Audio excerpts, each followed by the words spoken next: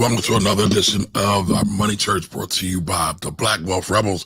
Today we are talking about the top 5 issues or things that happened in the stock market and the economy in the last week. Today it's me and Jimmy. We are waiting for our brother Corey, but real quick we are going to run down what's going on Wall Street. Jamie Dimon's statement about cockroaches, regional banks, right? I think that's hilarious, by the way. Regional banks, Trump's China talk, his tough China talk that he had to walk back, and some profits between the pharma industry. But before we get into that, how you doing today, Jim? Oh man, I'm doing amazing, man. I had an amazing day yesterday. I'm a little tired. I was up since early this morning. My little nephew's over here. He's only like 6 months old, and all he wants to do is watch Gracie. So I got all these Gracie songs stuck in my head. It's Gracie. But you're not familiar with Gracie's Corner? Listen, I'm out of that phase of my life, so I am totally unfamiliar. Listen, bro, you being the actual pro-black individual that you are, you would love Gracie's Corner. It's content made for the youth, right? But it's yes. Okay. But the kids absolutely love it. If you go online and look it up, you'll see kids who are like entranced by it. It's like all these little songs and diddlies or whatever. But he just wants to watch it on repeat. And it's also a genius business idea too, because I was looking at Gracie's YouTube channel and like a gazillion views, and I was like, "This is actually a low key a smart business." But that's all he wants to do is watch it. So I got all the songs stuck in my head. But other than that, man, life is amazing, man. You know, I woke up this morning, so I'm excited about that. Looking forward to having this conversation. And shout out to all our people pulling up live. Shout out to everybody putting up live. I want to give a shout out to Jim. Yesterday we pulled up to the babies. We was at E9 Tabernacles supporting the Links Incorporated. If you're not familiar with the Links, it is an organization founded out of Philadelphia for Black women. It's existed for at least 80 years. They do a lot of great work. And we were there yesterday because they have this STEM Academy and their babies. Oh my God. That was an amazing experience, bro. Amazing. I mean, there's one young man that had me, Jim, and Corey just elated, so much because I forget what the question was, but he's an 11-year-old young man talking about government contracts, y'all. I don't even think I can really complete the magnitude of the time, or the moment. But he was like, yeah, I want to know about government contracts. Now they're awarding government contracts to Gaza and around the world and where the money's going and how to make money. And me, Jim, and Corey were just looking like, who is this kid? Yeah, man. First of all, shout out to E9 for hosting. Yep. And E9 is amazing. E9 is an amazing place, right? If you've never been there, it's almost like their own little city. But the people are so friendly in there. Like as I was walking through, hey brother, it was like a certain energy that, I told Corey, I was like, man, like, this is super dope. But the kids themselves were like baby geniuses, and they were very smart, and definitely appreciated the opportunity to build with them. And it's go ahead. And I want to say this, right? At one moment, I was really down on mega churches. E9 was the one that made me challenge my thinking about mega churches and the way that they do it in the Black community, especially through the leadership of Reverend Waller. I went to their church because they do a lot of Black stuff, a lot of African themed stuff. But one thing they do is they tithe of the tithe. So whatever money they take in, they make sure they get back out and they funnel it out to the community. Some people still have issue with that, but I still think it's dope because that was the first place I've ever heard about it. I've ever seen it in action. And I know one thing, bro. You really bang with Reverend Waller. I've heard you say like glowing things about him several times. So that's you really like him. Well, I'll say this, right? So y'all have heard me talk about growing up in the church and how my mother would make me go to vacation Bible school when I was like 16 years old. Shout out to Shelby, who's in the chat. Me, Shelby, and some of our other friends would be on the corner or on my steps drinking 40s, which we shouldn't have been doing. I don't encourage any youth to do that. But my mother would make me go to. Question is, did you have what was it, Old English, or did you have what was y'all drinking? What was y'all drinking choice? Whatever y'all can get your hands on. So first of all, we're not going to promote those brands. No malt liquor. I just want to know what y'all was doing up Ogons. That's all. It could have been Crooked Eye. It could have been OE. It could have been Coconut Honey. It could have been private stock. Man, me and Shelby was definitely there. Shelby might not remember this. We was drinking some Colorasi one time. That's not my look at y'all. That's wine, but I got major stories about that. I got major stories. We gotta tell them behind the village, man, because this ain't what this is about, man. No, but going back to the church thing, right? I grew up in church. I've never seen kind of what they're doing at E9. And I'm not a member of church now. I don't even consider myself a Christian because I think labels are beneath God's standard. But that's a whole other thing. Seriously, that's a whole. I'm not laughing at you. I'm laughing at the last comment that Jarrell said. Jarrell with the slander. That's not why. That's not why my voice is the way it is. But that's funny, bro. That's funny. You're drinking 40s at 16. That's why your voice is like that, bro. Morning to you, beloved. Morning to you. Morning to you. Everybody. But yeah, like they really are about it over there. And there's other mega churches like that, but I've never seen that. And I appreciate that. Like, for example, I feel like me, Jimmy, and Corey at a mega church, we would definitely tithe at the tithe, but that's a whole other thing. Absolutely. Everything for me is about, like, putting back into the streets and give it to the people. So, right. But I overall, the event was dope. The youth was super smart and super dope. And the dichotomy of being in the various spaces, right? Because just over this past year, we've been in multiple spaces, teaching, whether that's our Saturday school, our camp, whether that's the Juvenile Justice Center, whether it's this one here. School, yeah. Actual schools. Yeah, we went to a couple schools too. I forgot about that, right? So being in all these various spaces, and then I've been at a couple universities as well, and seeing people from all different walks of life, it's just further proof of what Corey always talks about. And we could build further on this probably in a different episode, but people's environment are everything, right? People's environment are everything, and you see it play out through the youth as they get to different spaces, man. So for the parents out there, watch who you have around your kids. If the environment literally dictates how they'll become as they grow. You know what I'm saying? So, but I would also encourage parents to think about what they are intaking, right? Because children, good point, right? And then parents will say things that people don't even know. The children don't even know what they're picking up on. Well, people don't know what the children are picking up on. So, you are a great mirror. Your children are a great mirror. A great mirror of you. What's the saying? You can tell a tree by its fruit, or you can tell the roots by the fruit. That's very real. That's very real. Yeah, man. Before we get started into today's topics, I also want to make sure that I shout out two things. The fact that our sponsor, I want to make sure we get them a shout out. Shout out to Supplement. Go to getsupplement.com and get you this beautiful water bottle, or whatever color you want. You know what I'm saying? All right, so which water bottle is better? Is the yellow or the black, Jimmy? Because you're always saying they're my white supplement bottle. So I like my black one better. I'm not gonna lie, I like my black one better. But you know what I'm saying? I keep two. So I got the other one, in the dishwasher and whatnot, because these are dishwasher safe, by the way. Yeah, I'm saying I'm using this. When I throw the other one in, you know what I'm saying? So and they got another bottle that I'm getting ready to try as well. So go to getsupplement.com. I want to bring it up. Also, the Deltas this Saturday, the Saturday coming up, right? So we're doing from 10 a.m. to 12 p.m. We're teaching a class with the Deltas, and it is free for everyone. They made it free for everybody, so anybody can come in.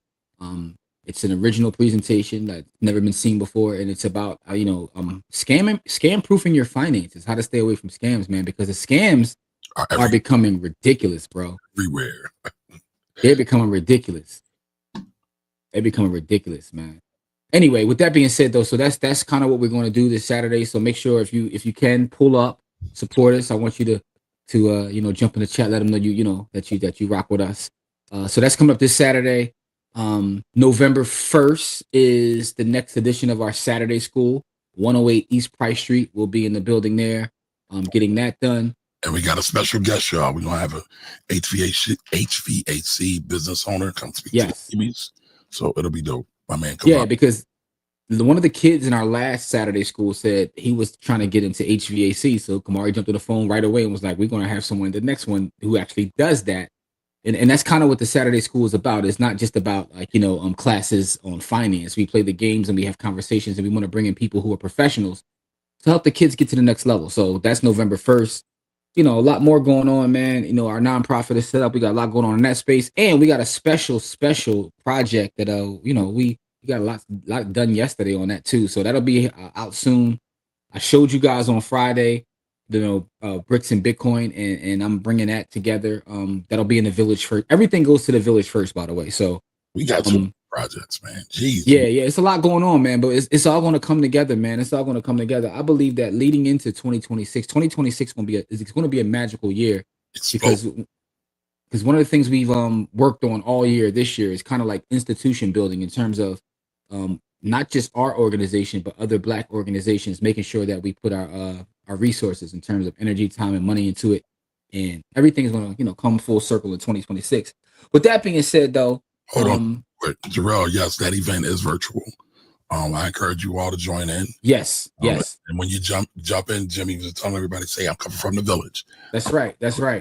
So when you come in on Saturday, Paul, just say, yo, I come from the village, man. Like, that's open to everyone. It's virtual, but it's going to be super dope, right? It's going to be a great conversation because I think scam proofing your finances is something that we should be talking about, man. Because I often think some of this stuff that goes on, I see. Listen, man, I'm going to give you a true story. So, and I've talked about this on StackSats.Trying. Swan Bitcoin is one of the actual exchanges I use. I got a call from someone claiming to be from Swan, right? Then I got to handle something real quick. Go ahead, do your thing. I'll tell the story. Go ahead. So I got a call from someone, and they were telling me that they were from Swan Bitcoin, and I'm like, well, and it sounded mad legit. That the caller ID number said Swan, the whole nine. Make a long story short, they were asking me for certain, they weren't even really asking me for information. They were like leading towards something. I could tell that something seemed off. Funny thing is, because I talk so much about because I run my mouth so much about Bitcoin is almost like a community as well. So on Twitter, the actual CEO of Swan, we follow each other. And I shot him an inbox like, yo, what's up with this number and this, that, and the third? He was like, leave it alone. It was, it was a phishing scam. But I say this to say I've talked to people who actually work in cybersecurity, and they're even amazed at what's being done in terms of scamming these days. The thing about like all these different large language models and tools that exist, like when we see these new technologies and these new tools, we think about how they can make our life easier. But there are people out there who figure out, all right, how can I use this to steal from others, right?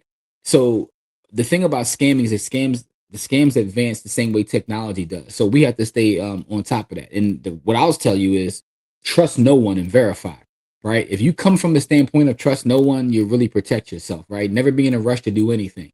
Because what tends to happen is, hey, you got to hurry up and do this or something. Just never be in a rush to do anything and don't trust anyone. Please verify. So I worry about like our elders in the community because when I talk to people in cybersecurity who are like, yo, I almost got. What does that mean for someone's granny or someone's aunt? You know what I mean? Or as we say, auntie. Like what's going to happen to them, right? So before we get into the topics, because we're going to talk about some topics of what's going on in the world of finance, though, I want to ask you guys, though, have you guys ever fallen victim to any sort of cybercrime or do they almost get you? Because it's becoming more and more prevalent. So we gotta really, really be careful when we dealing in all these digital spaces because we're on the internet all day, every day, right? So we live in a different climate in 2025 than we did in 2015 or 2005. So with everything being so digital, the scams have enhanced and become digital as well. So that's what's going on, man. But that's why that conversation we're having with the Deltas on Saturday is so important because in those specific spaces, one of the things running prevalent in a lot of big cities, and I saw some clips recently go viral about New York, are some of the scams being done with real estate in terms of people like stealing deeds and taking people's property and preying on their elderly in doing so. That's the thing about a lot of these scams. They prey on our elderly. So that's a problem. There's tax scams. People like calling you saying that they represent the IRS, and the IRS will never call you. You know what I'm saying? The IRS will never call you. But yet and still, people so that's why it says real estate. And then as the last part of that is about Bitcoin, right? And we talk about the scams that happen within the crypto space, all the rug pulls and all the things that people fall for with the prevalence of all these meme coins and everyone chasing quick riches. They end up getting scammed that way as well. So scamming is at an all-time high. We gotta like really stay diligent and stay ahead of what the scammers are doing. So like I said, with all that being said, this Saturday is our conversation about that. With that being said, let me get to these comments real fast while Camari handles what he handles. Shelby said he's checking in. What's up, Shelby? How are you? He said, Shelby said, listen, for those who don't know, Shelby is like Mr. TikTok. Shelby has mastered TikTok. He's on live TikTok all day long. Like, yeah, I don't even know how he does it, but salute to Shelby. Nicole, how are you? Appreciate you pulling up. You know what I'm saying? Honey Hustlers in the building. Emeka, how are you? Good morning, good morning, good morning. My grandkids love Gracie's Corner. Listen. Gracie has some sort of superpower because the kids love Gracie. I don't know if it's like the melodies that, yeah, it's something there though. We already talked about this, Gerald. Yes, it is virtual. And please pull up if you can, Gerald. Please pull up. Bashir's in the building, man.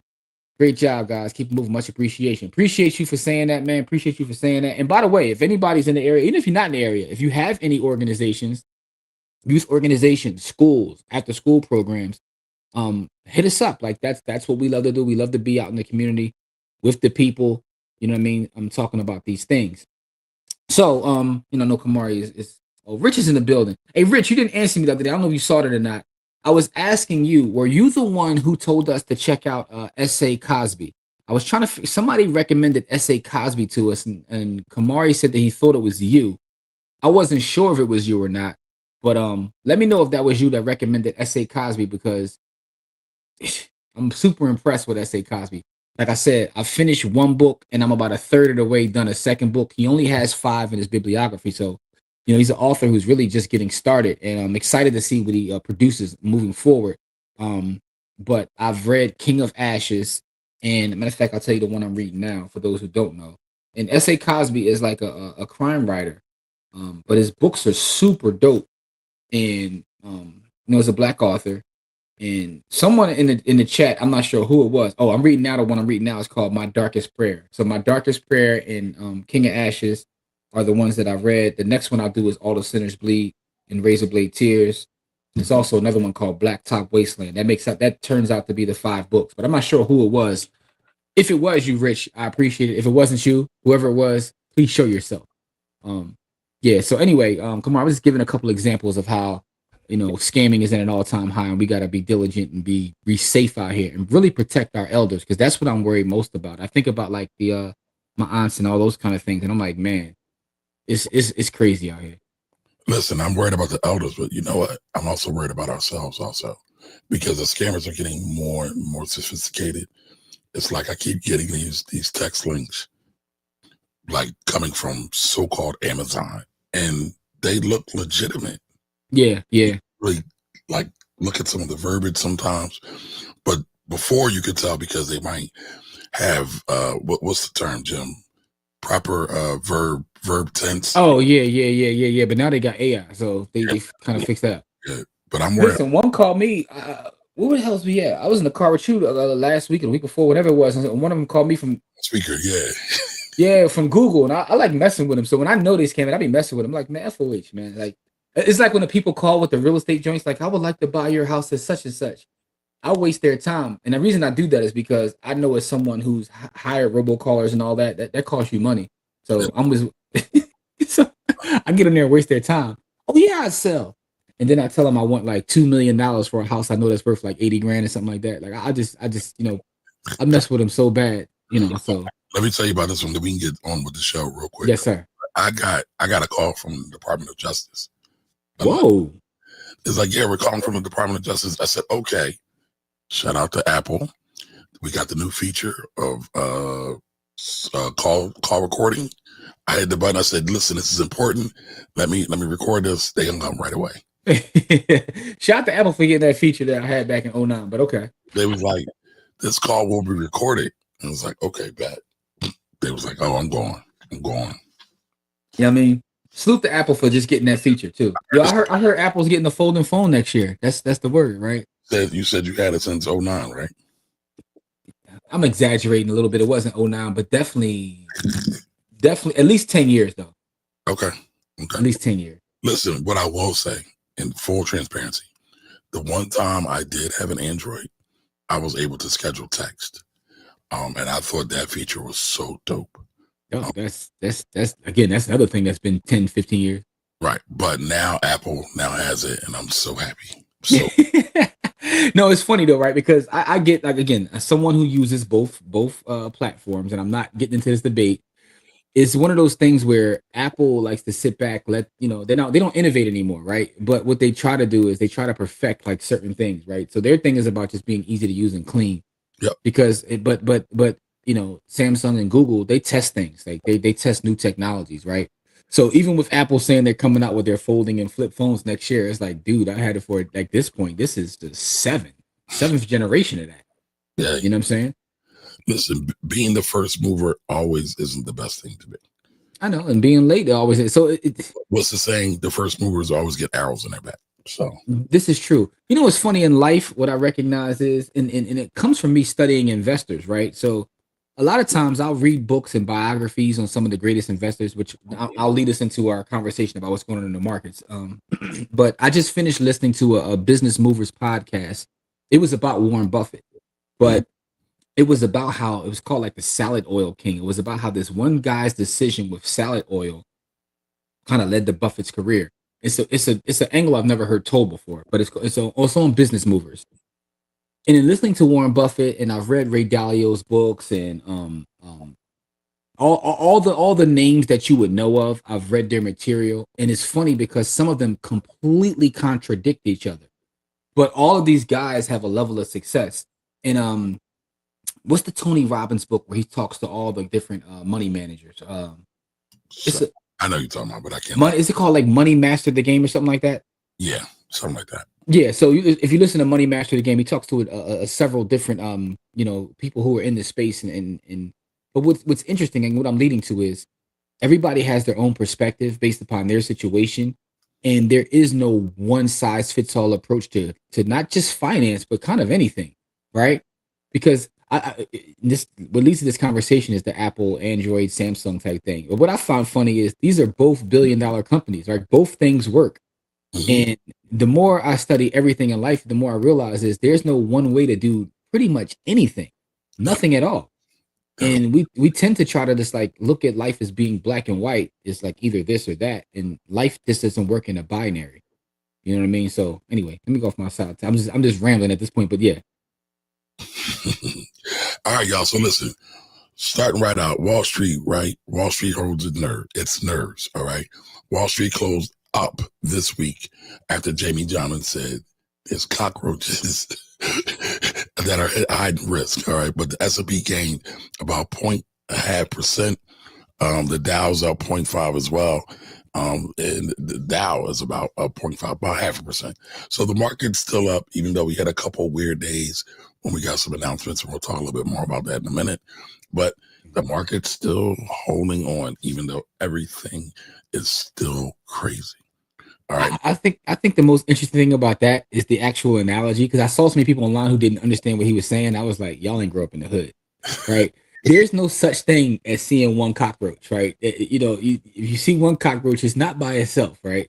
Well, so that was point one, right? Point two is about Jamie Dimon's cockroach caution, right? So go ahead. Yeah. So that's the first thing. Y'all don't know what that means, right? And what he's saying is like if you see one thing that's an issue, there's other issues that we just don't know about yet, right? So the shoe may drop, and one of the things that the biggest lesson from what we've seen over the last couple years, I would say, is that there's a difference between the economy and the stock market. People tend to look at them as being one of the same, right? Because a lot of times, like, stocks are inflated or being held up for various reasons, but it's not a sign of what's going on in the overall economy. So I think that's an important distinction too, to understand that difference between the market and the economy, because the market could be booming, but you get outside and you talk to the what do they say, Main Street and Wall Street are not always the same. Exactly, right? You see how people are struggling. And I just read a statistic yesterday that said that what's his face, car repossessions are at a high right now. So it's so many indicators letting us know that the economy overall is going through some ish. So let me read the comment real quick, right? Go ahead, beloved. CEO warned that there could be cockroaches in the U.S. economy. Translation: if one credit problem, so the cockroaches are the credit problems, y'all. Yeah. There may be unseen debt trouble. All right. So that That's the thing that Jimmy's talking about, car repossessions. I also believe foreclosures are up as well. I believe I've seen. Have you seen? Something else that I look at personally? I always look at where things are with Google searches, right? Bankruptcy it has spiked to its highest level since 2008 in terms of people searching for the word bankruptcy, right? That's so yeah, so I'm like, there's small things that let you know what's going on out there. Shout out to the bankruptcy attorneys because they about to make a mint. Now, hear me out though. I think there's something else to be said about this too, right? It's something to be said about more of us needing to be investors. Now, why do I say that? Because sometimes because Main Street and Wall Street are not always in alignment, what tends to happen is those of us that are, participate in the economy in terms of being in Wall Street, and it's going to sound sad, but when things go bad, we prosper, right? Not sad. I mean, that's part of the overall market cycle, right? I mean, the famous saying that everybody misquotes Warren Buffett on, because it's not really Warren Buffett's quote. It's Baron Rothschild. When there's blood on the street, buy. Because there will always be booms and busts. There will always be ups and downs. There will always be ebbs and flows. And when things are down, if you have what we call dry powder or or credit, you can come in and get some assets on the low.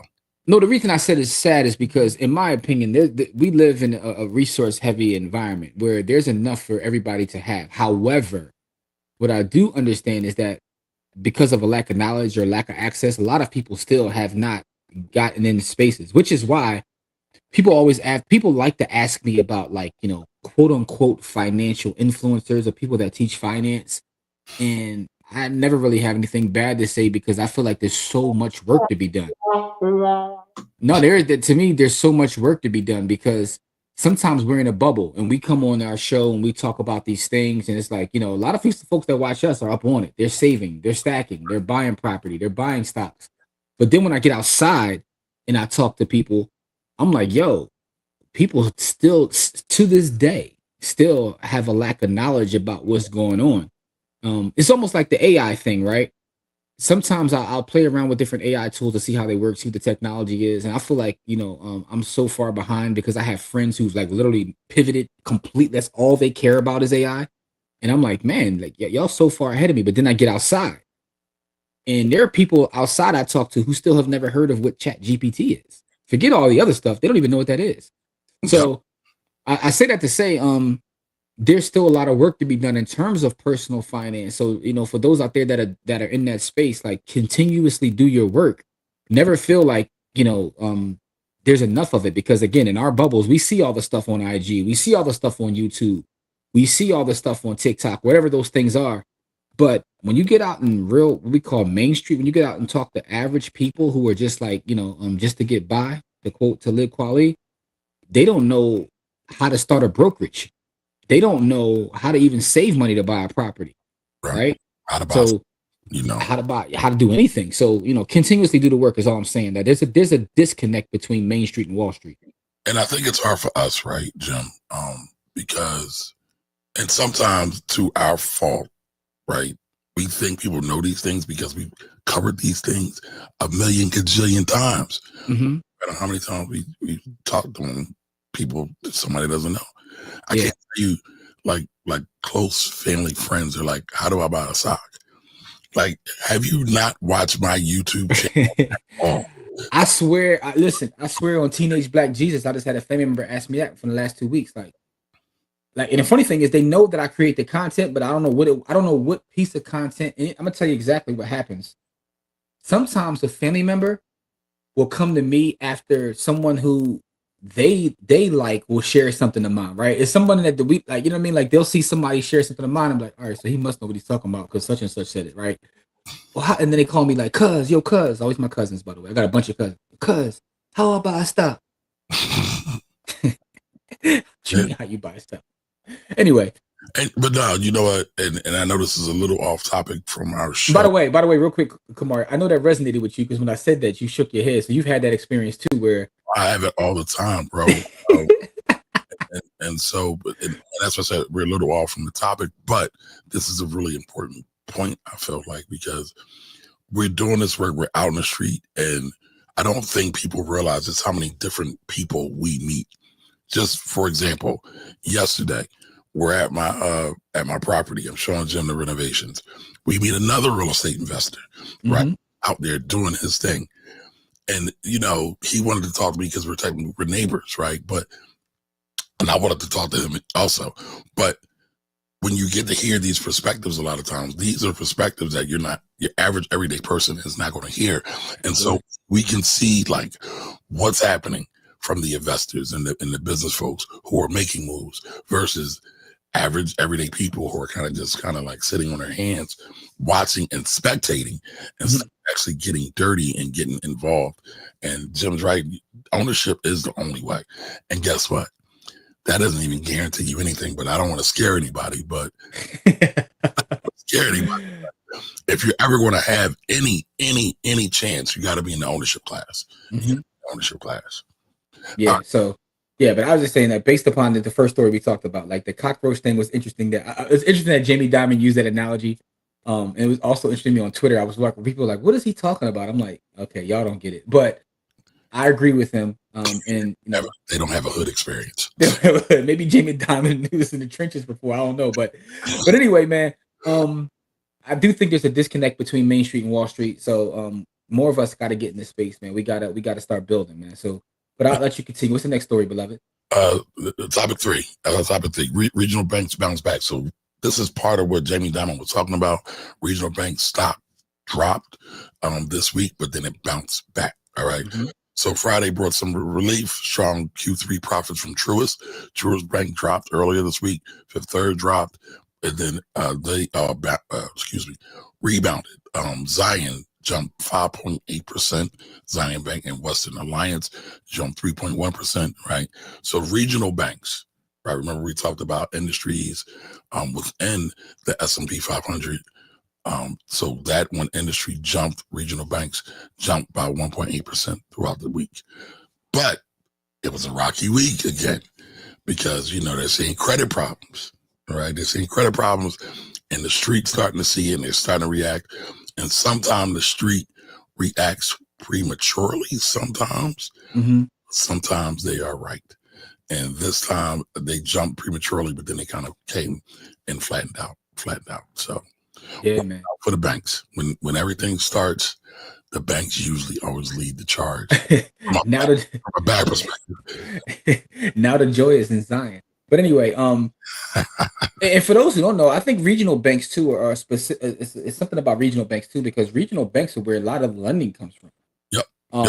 Operating in the real estate space, when people go to get capital for their projects. Okay, Camari. For the Main Street, right? A lot of the regional banks. Now we see the JPMorgans and the Bank of Americas; those are for the big folks. But those regional banks, like Jim said, those are the ones who really help Main Street a lot. Yeah, man. Listen, when I'm, you know, or for lack of a better term, when I'm in the trenches talking to the people that are, you know, buying properties in the neighborhoods and whatnot, most of the time they get their funding from the regional banks, right? From the Univest, from the Truist, from the Valley Greens, all these different, like, you know, smaller banking institutions. They put money on the street, right? Yeah. So we got to watch for them because, you know, think about it.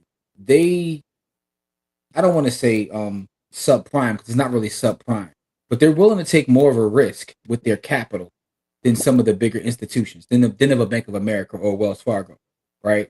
So that's why they're always a leading indicator of what's going to happen, because once those things start to default, the most interesting thing about the economy to me is it shows how everything is connected. Everything. And if you didn't learn that from '08, some of you may not have been around in '08 in terms of being in the markets, but you saw how everything is connected, right? How real estate, although it's its own sector, can have an impact on, you know, manufacturing and retail. Like all of these things are connected. So, you know, we're always looking for indicators and things that will give us a little bit of knowledge or data in terms of what's happening overall to see what's going to happen in terms of our economy in the big picture. But those regional banks are important in that regard. You know what? Here's a homework assignment for y'all. Everybody should go up and look up the savings and loans crisis. Now that happened before '08 and '07. That happened in the '80s. But the repercussions of it still exist to this day. So everybody should go back, read up savings and loans crisis. I think you would get a great perspective out of what's going on. Or that was a game changer. Yeah. Listen, it was a game changer for me in my industry. Everyone knows that, like in my day-to-day work, I work in the real estate valuation space, right? What people don't realize is even as a real estate appraiser, there was no such thing as a licensed real estate appraiser before the SNL crisis. People don't know that. I didn't know that. Before the SNL crisis, if you were a real estate broker, you were allowed to do appraisals as a broker. But a lot of what happened with the SNL is like, overinflated appraisals and things like that. So appraisals became its own profession. That was kind of like, and then we started adopting what's called the USPAP, the Uniform Standards of Appraisal Practices, came out of the SNL crisis. So I say all that to say, wow. There are a lot of things that people don't recognize, but that was, because everyone talks about 08, 08, 08, and you're the first person I heard bring that up in a long time. I forgot about SNL. Yeah, but I mean, so it's funny, man. It's like family. Like a lot of times, I'm talking about Black families. We got these traumas that are hidden that nobody talks about, these secrets. But when you unearth them, they are mind blowing. And they're like, oh, that's why such and such is so crazy, right? Go back and look at the savings and loans crisis. That's a real big reason why a lot of things are crazy, right? Hey, man, it's like King of Ashes, man. As I'm reading the book, I'm like, motherfucker's crazy. Then you get more information about like past traumas, and you're like, oh, yep. That whole book was about past traumas. Man, listen, I'm sorry, not sidebar. S.A. Cosby's fired though. As y'all can see, I enjoy the books. So I was right. No, you're still not right. You were right in saying that he's excellent, right? And again, so Jimmy, on this date, y'all mark this date. What is today's date? Today is the 19th. Jimmy said Camari was right. Man, listen. You were right to say that he was good. I still think you were tripping to say that he's one of the top 5 writers of all time after one book. I didn't say that. I said he's in my top 5. Listen, I didn't say of all time. My top 5. So you were saying he ain't missed yet. And but you don't understand how that can be a little bit hyperbolic. No, it's how I feel. You haven't even read all his books. I've read more than you. What, you read 3? No, almost 4. Almost 4. Almost 4. No, but now if you would have did that with a rapper, right? Like Stove God Cooks, by the way, his album comes out in November. I've heard snippets. It sounds amazing. Okay. But now if his album comes out in November and I say, yo, Kamar, he in my top 5, you would think that I was being hyperbolic. No, because you like a lot of these, and this is Stove God or the other rapper you've been Larry June. I love Larry June. They're not quote unquote mainstream, right? They're not quote unquote even ghetto mainstream, if that's but they are doing great work, and so you like that space. So no, I don't think you're being hyperbolic. Say that the top 5 of all time. All right, that's a whole story. Because I don't think this really is about books or music. If you listen to someone who you just got acquainted with and you're already putting in your top 5, I feel like you give it a little bit more time, let it digest. To me, it just comes off as hyperbolic. Now, what you're trying to do now, you're trying to dim my light. I have foresight. I have vision. I can see to the mountaintop. Yo, did you hear that? They were saying that Sora, what's the name of it? OpenAI is talking about banning the use of Martin Luther King because of how people have been using it in their Sora platform. It's been so disrespectful with the use of Martin Luther King. It's crazy. I saw some wild jokes. Some of it is hilarious, though, and I hate to admit that, but some of it's hilarious. But some of it is. I think what's most interesting to me about that is like this tool, right? And you see what it can do. And this is where you decide to take it. I think that's the most interesting thing. Like, all right, but we're in the church yesterday, so this is all going to tie in. Yes. And I forgot it was Jimmy or Corey. They asked, who y'all believe money is evil? Oh, that was me. That was my bar. That was you. Well, it's not a bar, but yeah. Yeah, that's my bar. Some of the kids said, yes, they've heard that money is evil. And we all know in the chat, we all know a lot of the misuses of that Bible verse. Because money isn't evil. It's the love of money is evil. That is the correct Bible verse.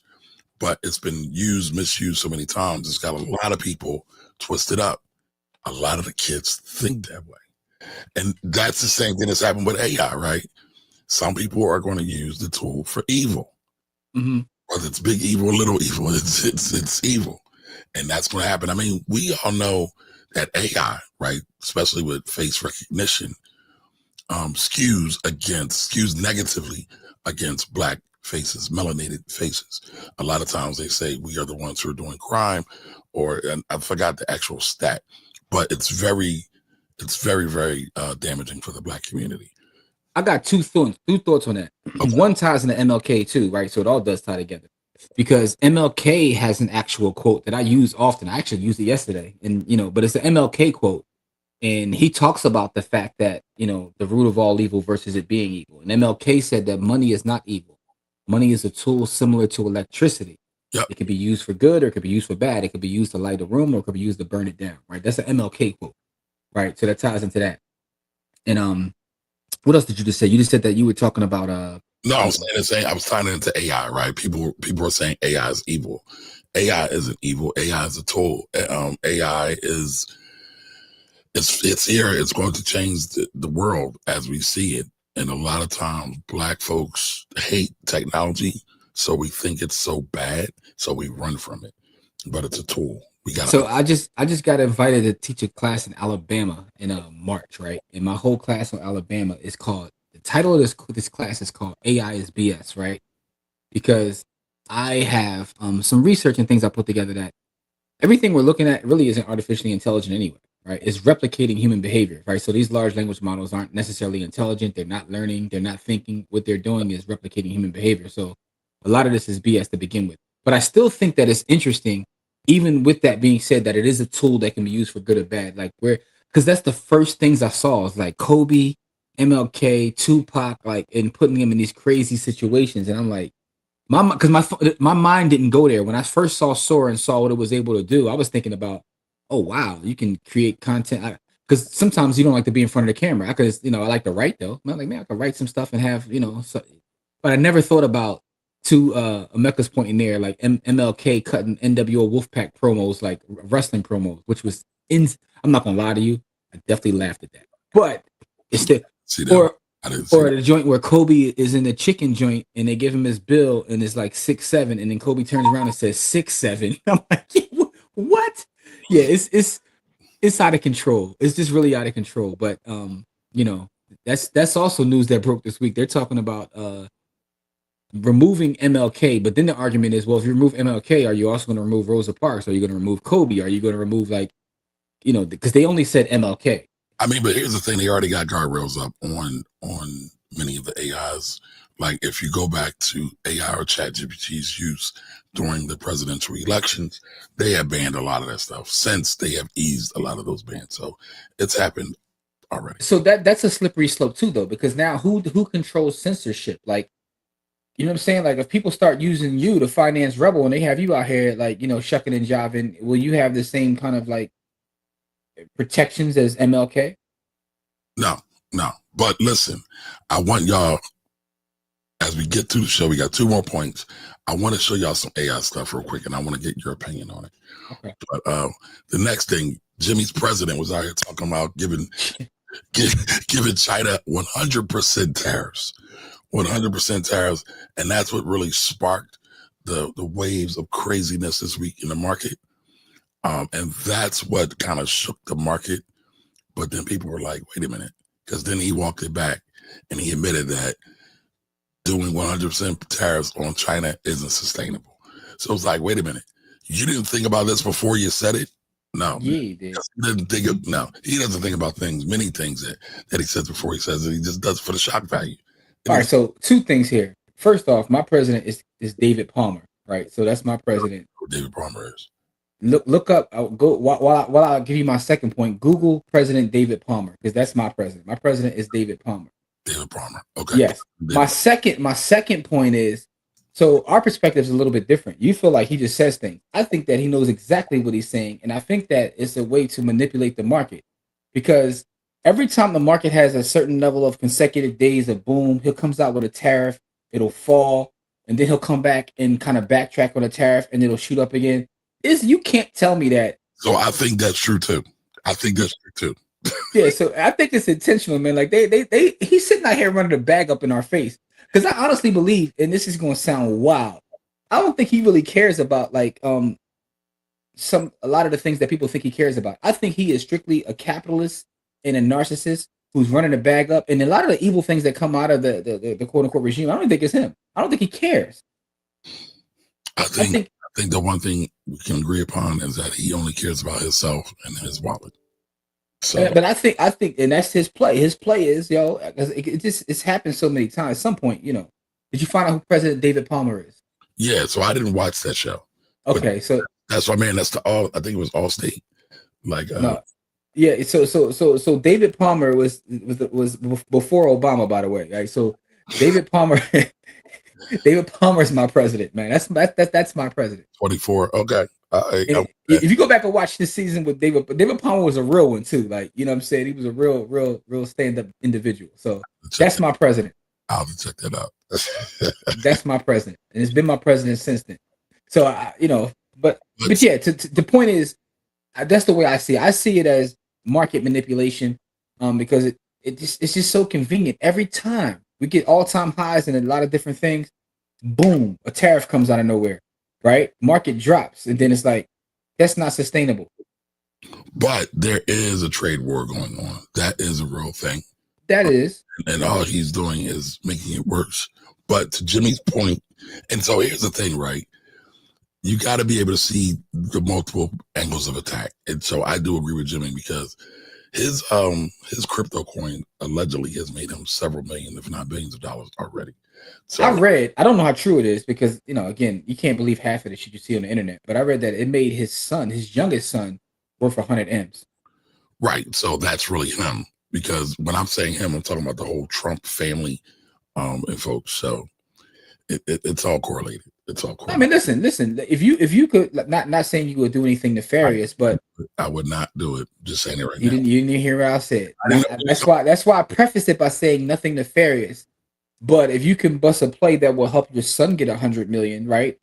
Like, not that you would do anything to harm anybody or hurt anyone, but I'm just saying, like, and we talked about this yesterday, the idea of how people view nepotism. Right. So again, this is where context. So what Jimmy's saying is right, but he put it in the context of Trump. So all his moves don't just help his son, it also hurts other people. And that's why I'm like, no. But yes, I would want my son to get 100 M's. If I could help him, I would. But not at the cost of 300 plus million, actually more than that, because the U.S. population is 300 million. Yeah. These things are reverberating across the globe. So we're talking about actions that are going to impact billions of people a lot of times. I've seen people in my personal life, like, bust certain plays, like nothing illegal or anything, but like, make phone calls, do all these things to get their kid a job for 50, 60,000. And then tell me, like, I'm doing that because I want them out of my pocket. You know what I'm saying? Like, listen, Jimmy's cult school that he loves to talk about, Central, right? And that's no shade, right? But it can be very political getting in there. I know some people who made some moves. They get their people into Central, or at least get them into better positioning to be able to get into Central. So everything in life is political, sadly. Yeah, it's interesting because someone was asking me the other day, when we were at the gala. We had the gala on Thursday. They were, they're like, "Oh, you're a Central person," and they were like, "What's your number?" Right, being sarcastic. That's the cult. But what I was explaining to them is, it's interesting because going through the experience of going there, they actually kind of teach you that it's a network from day one. When they teach you about the number, they tell you about the fact that this school is more than a school. It's an actual network, right? And I heard them, but it didn't occur to me till later in life. And you realize how powerful and how valuable a network is in every and anything you do, even outside of that. That's why the greatest asset you could ever build or create is a great network. That is, your network is your network. Even though it's cliche, it's so cliche. It's so real. It's so real. Yeah. And it's funny because it's one of the reasons that we call our community the village. And one of the things why we try to cultivate real relationships are because you never know. Like there's people in our village who are in Georgia, in different states. I've sent business people's way. Yeah. Like, you know what I'm saying? I've put money in people's pockets. I went to events in other states for people that are within our village. Like we really believe in that idea of a network, because to us, the network is more valuable than anything else. Absolutely. Speaking of network, look who just popped in the chat. Our beautiful sister Liz is here. Welcome. Liz, what's up, Liz? We were just talking about you too, Liz. All good stuff. All good stuff. All great stuff, man. All great stuff. I gotta post my pictures this past week. I told you before, bro. Like, just send me the pictures and you didn't, but thanks again. Which pictures? Oh, you did. You said, yo. First of all, get some sleep, yo. Get some sleep. So why are you sending me messages at 2 a.m. and 7 a.m. talking about, yo, send me them pictures? I'm like, dog, I'm not even awake yet. Listen, if I'm thinking about it, I'm sending it. I'm not going to just sleep on it. Oh, I don't care. I'm not one of these people who say, don't call me or don't text me after this. You can text me at 4 in the morning because listen, you can call my phone anytime you want to. And that's for anybody, by the way, because No. Everybody can't call your phone. No. We got to safeguard that. We got to keep Jimmy safe. I'm telling you why I say that, though. Because if I don't want to answer, when I go to sleep, I cut my ringer off. I'm not answering. So I'm going to see it the next morning. So it don't matter whether you text or call anyway. You know what I'm saying? I'm old school. I do think that's a little disrespectful. Don't call me. You know what I'm saying? You know. At the 9 o'clock. All right, last story. Story number 5. Pharma and profits. Eli Lilly jumped because Trump said he was going to cut prices on weight loss drugs. So again, another thing that was impacted by politics, increased the market or increased stock for this market company with Eli Lilly. It's crazy, I think, but it just shows how political talk can swing the market. It's also funny because he was slandering the weight loss drugs like last month. I don't know if you saw that one because that one went viral when he was slandering them. I must say, listen, everything he says, right? And so it's funny, right? Even with TikTok, he was the one that started all this TikTok being shut down talk. And then now every extension for TikTok, because what happened to the buyers of TikTok? Yo, peep this though. This is why I'm bringing up the slander of the weight loss drugs. Because I don't know if you missed this one. And he was talking about all these so-called weight loss drugs. He said, I don't know if they work. He said, because I got friends that tell me they don't, but they're still fat. I was like,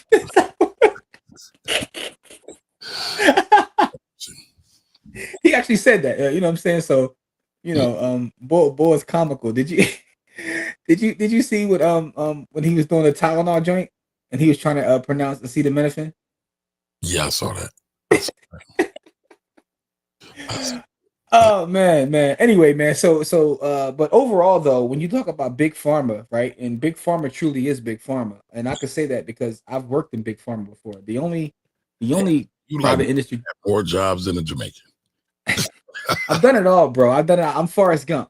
No, but the only like really private sector job that I had outside of finance, I worked coming out of college at for Johnson & Johnson, and I've told you that before. That's because I learned all kinds of lessons about money in that space that had nothing to do with pharma.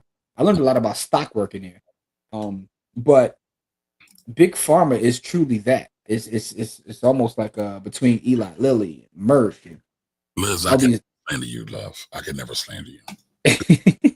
No, what I'm saying is, so when those companies were struggling, they sit on war chests. So there was no doubt in my mind that, you know, they're going to have pops. It's the thing about business. And this is also from an investment standpoint, what I find interesting is that companies also go through cycles the same way real estate goes through cycles. But the good companies that are managed well, right? Because when you have someone who's a CEO, all the CEO is a steward, to be honest with you, right? It's why not the top shot at a corporation for the right. It's why our infatuation from an urban standpoint with the title of CEO is wild to me. It's wild to me. I see stuff online and it's like it's like we have an infatuation with titles. And I don't want to turn this into that conversation. That's a whole show about our infatuation with titles and not actual activity or results, but just titles. I've seen people take less money for a title in real life, right? But I say that to say, getting back to the pharmaceutical company in this conversation I want to hear that story. Take less money from a title, actual job title. Yes. Okay, I thought you were talking about a real estate title. Okay. No. I'm talking about, I've seen it in the workplace where someone can be like, you know, the vice president or this, that, and the third, when they could have made more money at a lower position because they, you know, either got more hours or more things, right? But it's a shift in responsibility. But what they're really after is the title. And I've seen people get tricked out of things by being given a title instead of money or equity. But there's also something to that. There's a strategic play for that too, because once you get, let's say, VP or director or whatever, you can now apply for other VP jobs at other places. So they sometimes they'll take those short-term losses to try to get the longer term gain. But to Jimmy's point, a lot of times it's a trick bag. It's all a trick bag. It's all a trick bag. There is a such thing in management. You know what I'm saying? By the way, for those who don't know, I got a degree in management. But in management, there's a thing called the Peter Principle, right?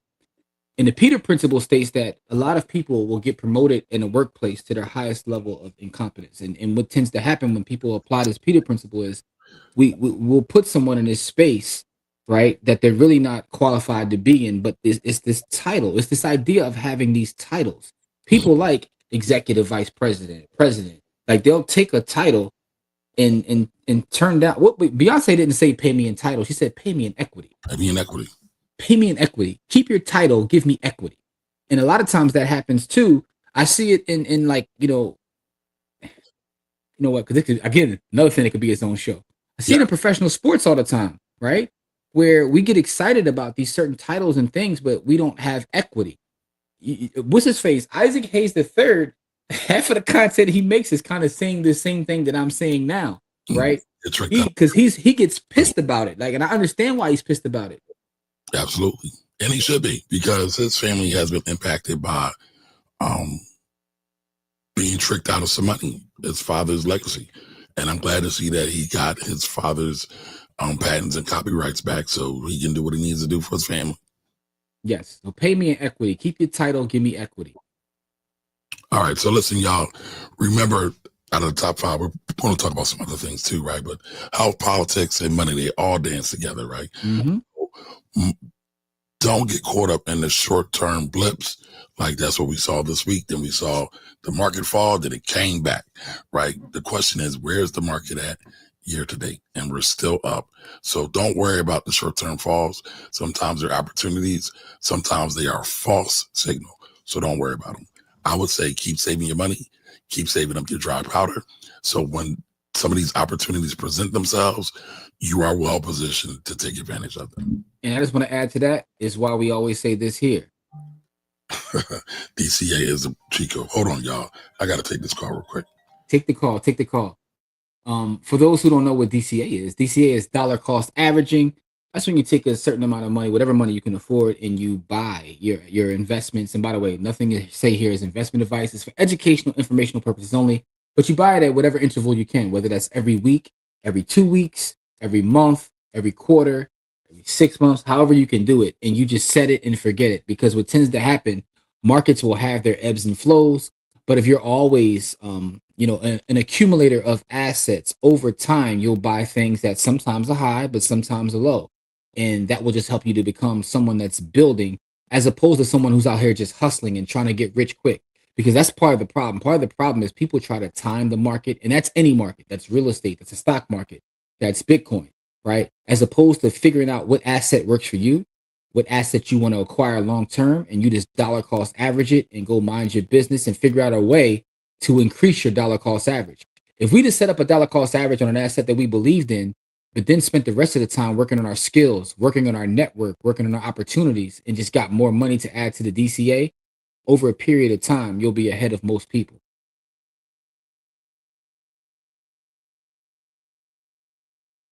You know what I'm saying? Well said, sir. Well said, sir. Thank you, sir. Everything good over there, man? You good? Yeah, just somebody calling me at the spot. Okay, I thought that. I thought you had some tenant issues or something, man. You know what I'm saying? No. I've been good so far. Only the one issue. Speaking about network being your net worth, I'm running into an issue right now where my good brother Jimmy, he slanders me all the time, but I love his bro. He's helping me out with a situation right now where I got some nefarious, trifling ass tenants who ain't paying their rent all year long. And they're very disrespectful, very opportunistic. I'm definitely taking it personal. I know Jimmy's probably looking at me like, this dude's always taking something personal. But I explained the situation to him, and he's seeing some of the stuff that's going on. Like, listen, my time is everything. You're wasting my time. You know what it is, though? For me, sometimes what I see is people have, it's like audacity, right? Yeah. The audacity that certain people have, right? it amazes me. It amazes me the audacity that people have. I think that's what it really is, right? So that's kind of what it is. But But it. I'll share this, right? So my father, many of y'all know I've done property management for many, many years. That was really through my father. I don't really like property management. But I'm in a situation now where I was helping out a client that my dad had for over 40 years, manage a property. They haven't paid rent since my father has died. I was like, okay. So now technically the law has changed since my father was a property manager, but he kept doing it, whatever. I can't technically be a property manager unless I am a licensed agent with a licensed broker who would do it. Guess who has that affiliation, recommendation, all the credentials? My brother, Jimmy Williams. So he's helping me out with a situation with 2 disrespectful past tenants. And I say that because I mean that, because I believe they stopped paying rent just because they wanted to get over because my father passed. And that's nasty work. But it's definitely nasty work, man. And it's funny though, because property management is something that's not an easy thing. It's not. I'm a weirdo, right? Because I got more degrees than a thermometer. One of my degrees, I actually have a master's degree in real estate property management, by the way. And in doing that, you realize that it's both an art and a science. But we're gonna get at these folks though. We're gonna make it right. I am fine with doing the work of property management, meaning like making sure the maintenance is done, repairs are done, things like that. I'm so cool with that. It's the human aspect of it that many times I fail at, and I have failed at a lot of times, because tenants will try you. And Mecca asked a question: is your state more of a consumer tenant state or landlord friendly? I would say it's more of a consumer tenant state, but that's nuanced too, because part of the reason why it became a consumer tenant state is because of so many slumlords really messing it up for the community. It is nuanced. And what I will say, my answer to that, Emeka, is it's really county to county. So in Philadelphia County, where we are, Camari used to be, because he moved to the burbs on us. But anyway, still there.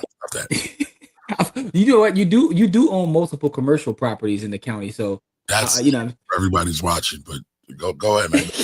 So with that being said, though, in Philadelphia County, it's more on the consumer tenant side, but there are other counties outside of Philadelphia that will be on the other side. So a lot of the people that I know, like one of my brokers I was speaking with, he was telling me how he's moved a lot of his portfolio into the county for that reason, because he tends to get like faster and better results in the county than he does inside of Philadelphia. So from a state standpoint, it really depends upon where you are. And for those who are not from Philadelphia, a lot of people don't know this who aren't from Philadelphia. It's interesting having friends all over the world, right? Because Philadelphia is the big city in the state of Pennsylvania, and Pittsburgh is probably the second biggest city. So a lot of times we say that you're in Philadelphia, you're in Pittsburgh, and the rest of it we call Pennsatucky. And the reason we call it Pennsatucky is because outside of Philadelphia and Pittsburgh, it gets a little dicey out here in Pennsylvania. That's an understatement. That's an understatement.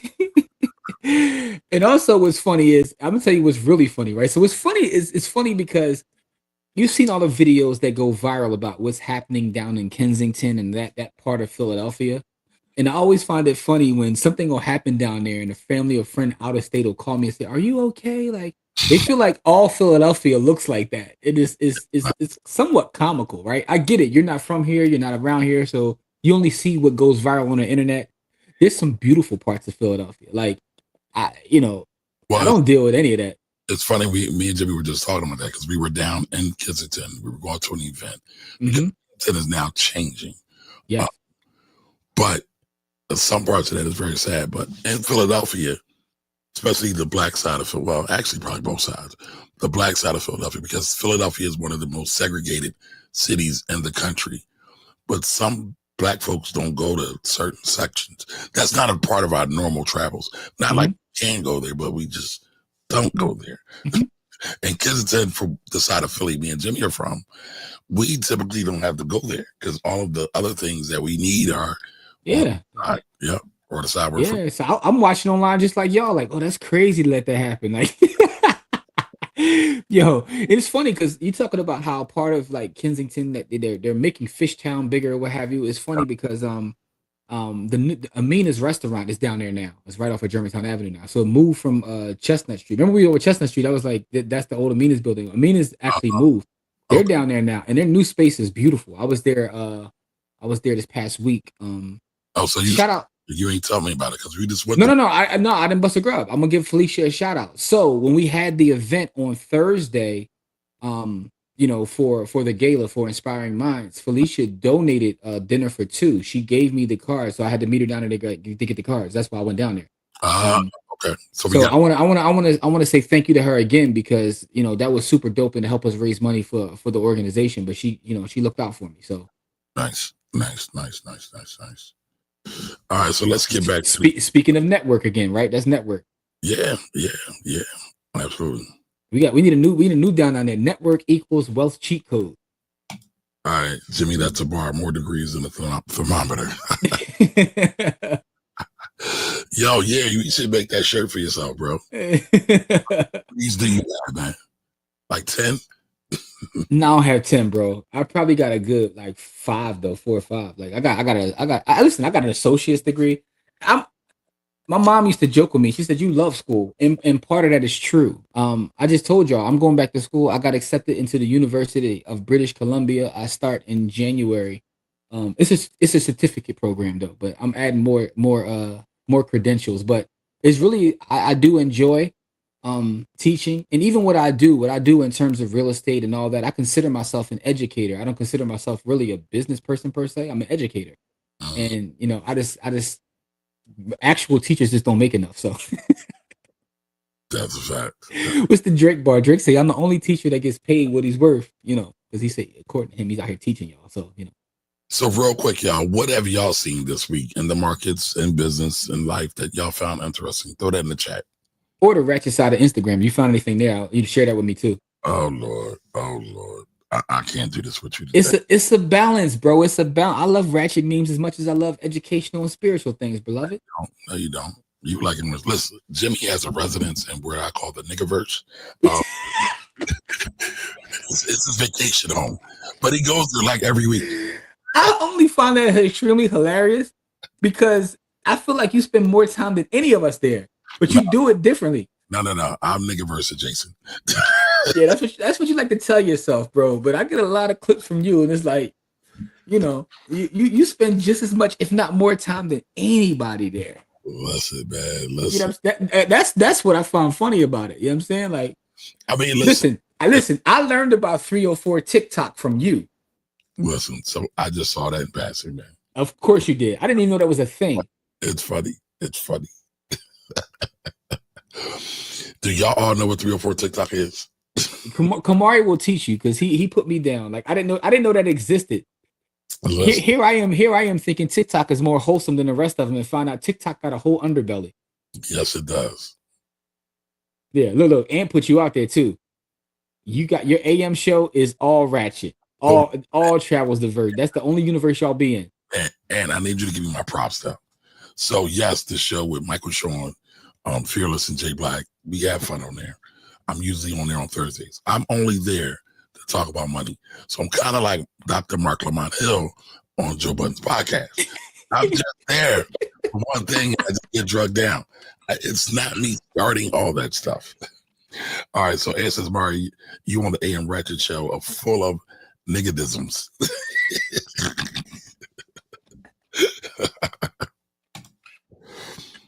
Yeah, man. See, I didn't know TikTok had an underbelly because that led my algorithm to go to all kinds of places, right? Because my up until that point, my TikTok algorithm was like wholesome. You know what I'm saying? I was watching people, give away money. Well, what's funny is Jim's not lying when he says that. He says he goes on TikTok for peace because it was just all Keith Lee and some of the other, what was it, Auntie Tabitha Brown. Yeah, Keith Lee, Auntie Tabitha. It's the pale gentleman who be like, "Hey, I'll give you this basketball if you do that." And next thing you know, he's giving away money and tickets to a concert. That was my TikTok algorithm. It was all apple pies and smiles. And then Kamari's like, "Yeah, you never heard of this?" Next thing I know, I'm like, ho, how I end up here? How I end up at the Piccadilly? And for the Piccadilly, for those who are not from Philadelphia, those are where the young ladies will be at with bullet holes and voluptuous bodies. Bullet holes and voluptuous bodies. And my, It sounds like an IG page or something. You sitting on a gold mine with that one. Fine. Bullet holes and voluptuous. All right. You out of pocket, man. As for market terms, it's watching the value of gold go up once. Gold and silver, by the way. The value of gold go up once again. And I think about Jimmy talking about the buying gold back in 2020. Hey, I appreciate that, Liz. And that's one of the great things. So it's funny. I was just having this conversation with Courtney because in my Facebook memories, right, I kept having like pictures and events and things that, you know, me and Tracy, something popped up for me and Tracy from like 15 years ago, right? What did I show you yesterday? Yeah, and I was telling Courtney, I was like, yo, the actual Facebook memories is a gift and a curse because sometimes it's a little triggering. But also I see stuff like that. Like I got clips of me in 2016 telling people to buy Bitcoin, and Bitcoin is like $600 and people in the comments laughing at me. Right. So that's in my Facebook memories. I got Facebook memories of me telling people about, hey, our community needs to get into gold and silver back in 2019, 2020. And it's like, you know, but so that's the good thing. You get to see, you know, and by the way, it's not, I said it's the gift and the curse because sometimes you can, you know, be wrong about something too. But you know, but I appreciate that, Liz. I love when you know, people acknowledge that we've been doing this work for a while. A long time. We're not gonna stop either. We're not gonna stop. Never. I might slow down though, because I got a homegirl of mine who's buying property in Jamaica. Whoa. All that. I think you met Tiffany too.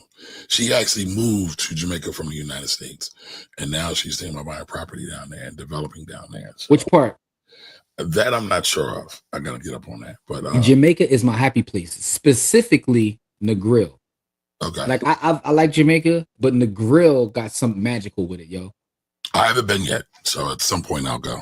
The energy in Negril is something different, bro. Negril taught me that I'm looking at life wrong, right? Because, you know, I'm from a big city. So when you live in a big city, you deal with big city problems, big city issues, and you're always hustling and bustling and moving fast. And then you get down there, and I met people that like live off the land, and they're the happiest people in the world. And they're not thinking about some of the things that I think about. And I'm like, I'm doing it wrong. So shout to Negril. All right. So Liz says also, everyone trying to time the crash of the market, where some say we have until 2027. And for some reason, I don't think we have that long. Listen, you will never really catch a crash. If you know when it's coming, it ain't a crash. I feel like if you do catch a crash, you cheated somehow. You should be going to jail soon after. Well, yeah. Or you got super lucky. You got super lucky.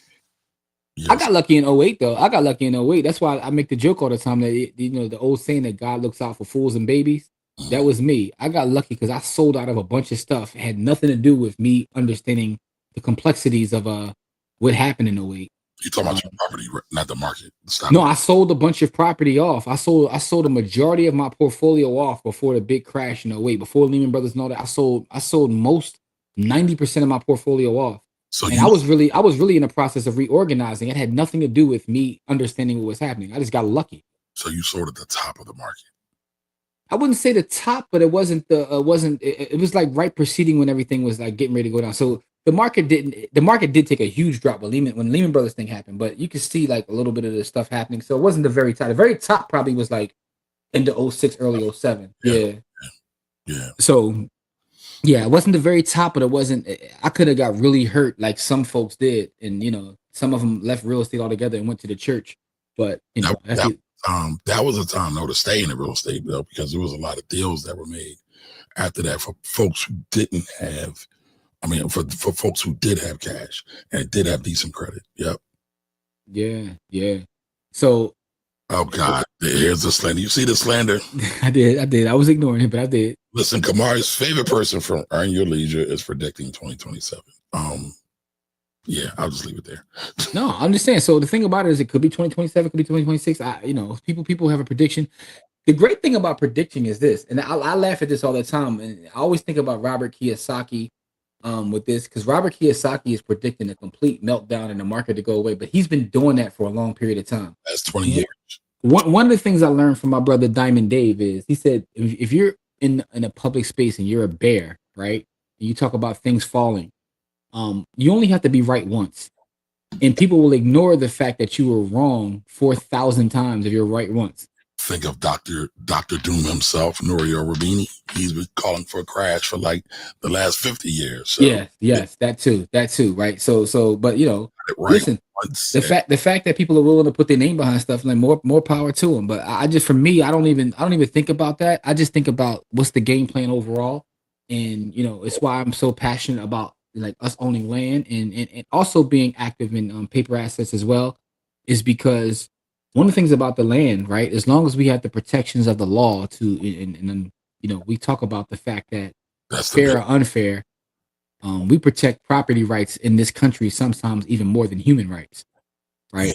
That's that for me, that's the scary part about that, because we are seeing rights in general being eroded. And so the question is, who are these rights going to be in place for?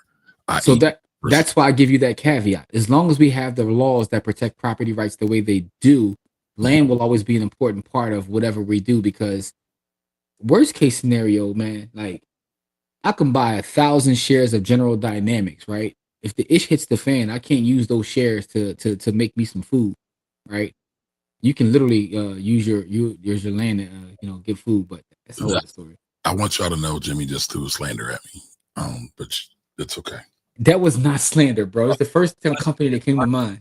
Yeah, because y'all know I talk about that company. You love the company. No, listen, there's nothing wrong with that. But you love General Dynamics, so whatever company you want to put in that place.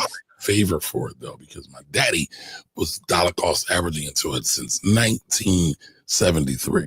That is the most legendary story from your father that you've ever told me. You told me a lot about your father and his triplex and his real estate, but I think that's the most like impressive story. And the reason I always think about that is because no man in my family, and I have uncles and fathers. My godfather is a legend to me in my eyes, right? So I have a lot of powerful men, but none of them were really into the stock market back then.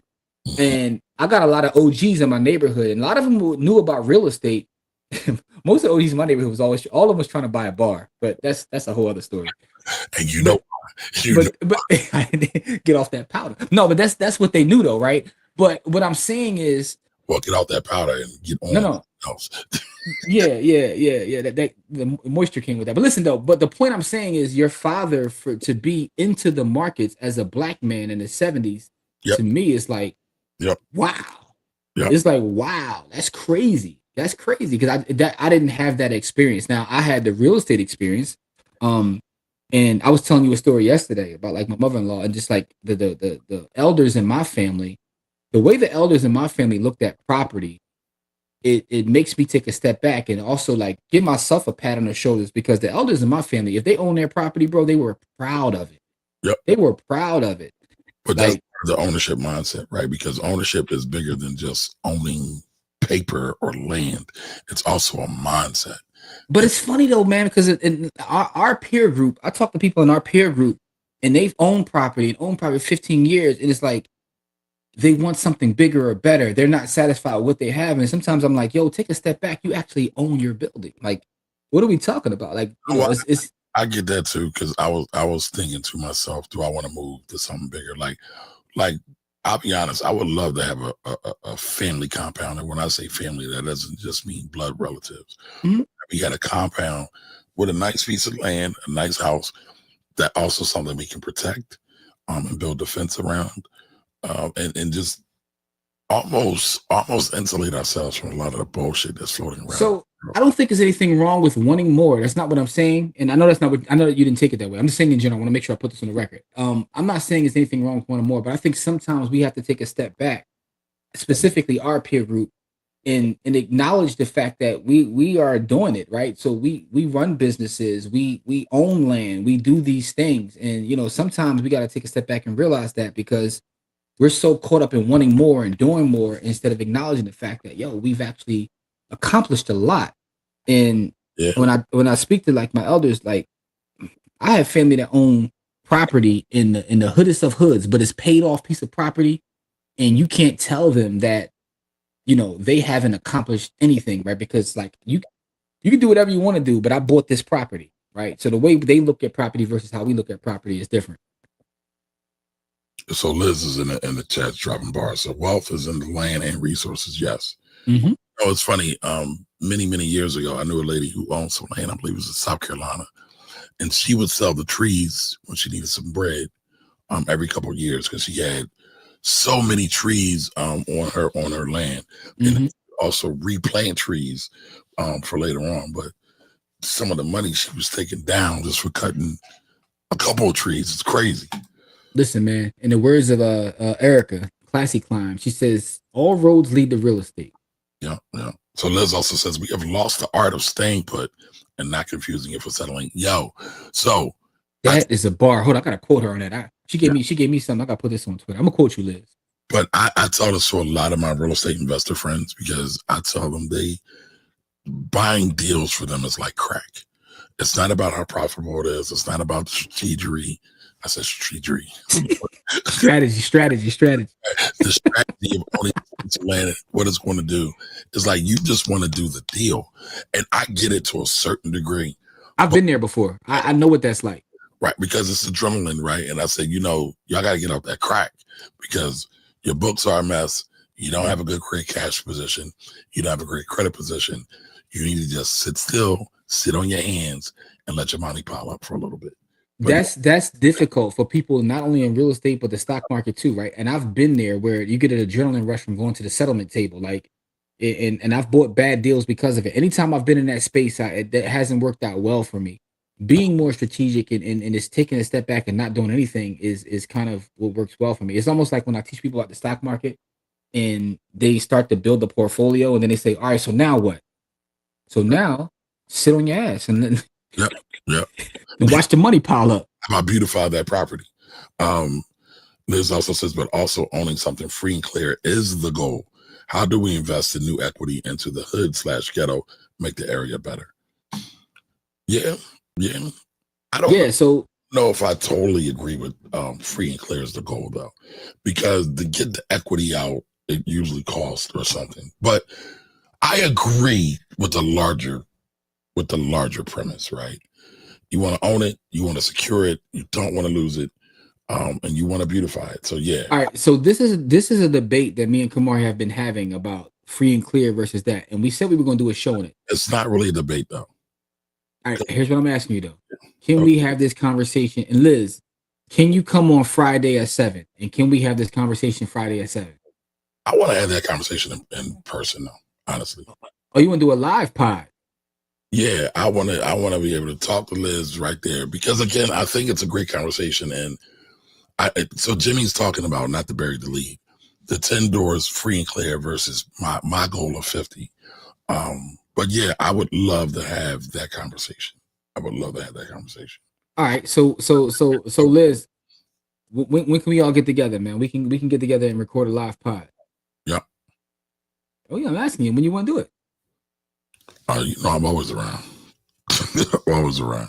All right, so let's pick a day. Let's do, you know what I'm saying? You do a weekend, weekday, whatever you want to do it. Let's pick a day, pick a place, pull up. I got the equipment.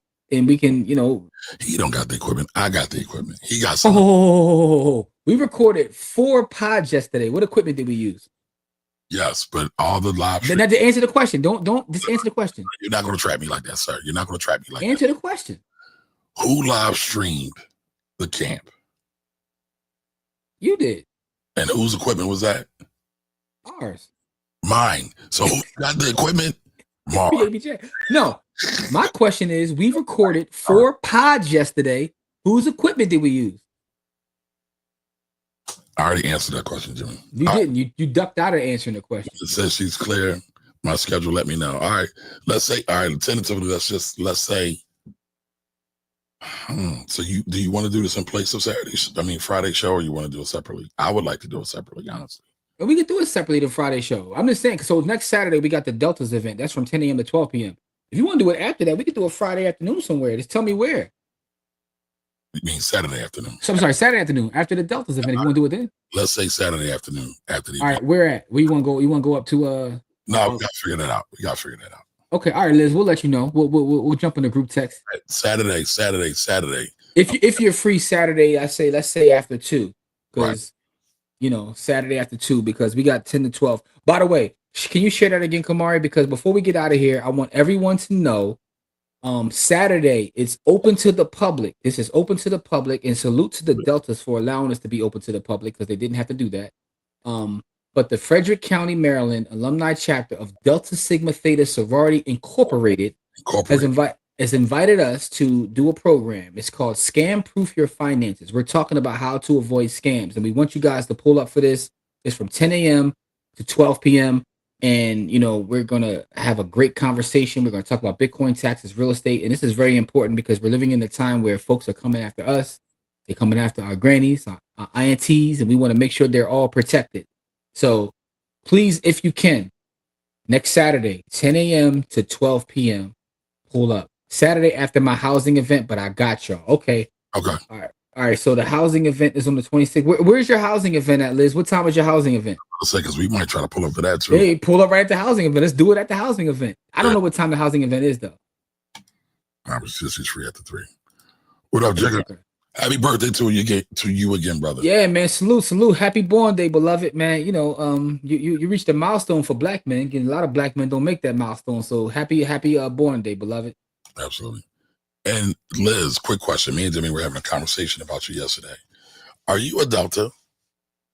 Jimmy said Jimmy believes you are. I wasn't sure. I said I don't know what Liz is in the sorority. So I was trying to figure out. But the other question is this though. I was having a conversation with Camari yesterday. Oh boy. And he was talking about, someone, one of his tenants had passed away. And he said, yeah, but she was we can pull up our BRG. He was talking about one of his tenants passing away. He said, yeah, but she was 70. And it occurred to me that's not what I said. You said she was 70, bro. I said she was close to my father's age. I thought you said 70 because that's how the whole idea of 70 came up. I said she was over 70. Over 70. Because one of y'all thought she was like a teenager or in the 20s or 30s. Well, we didn't know how old she was. You said over 70. Yeah.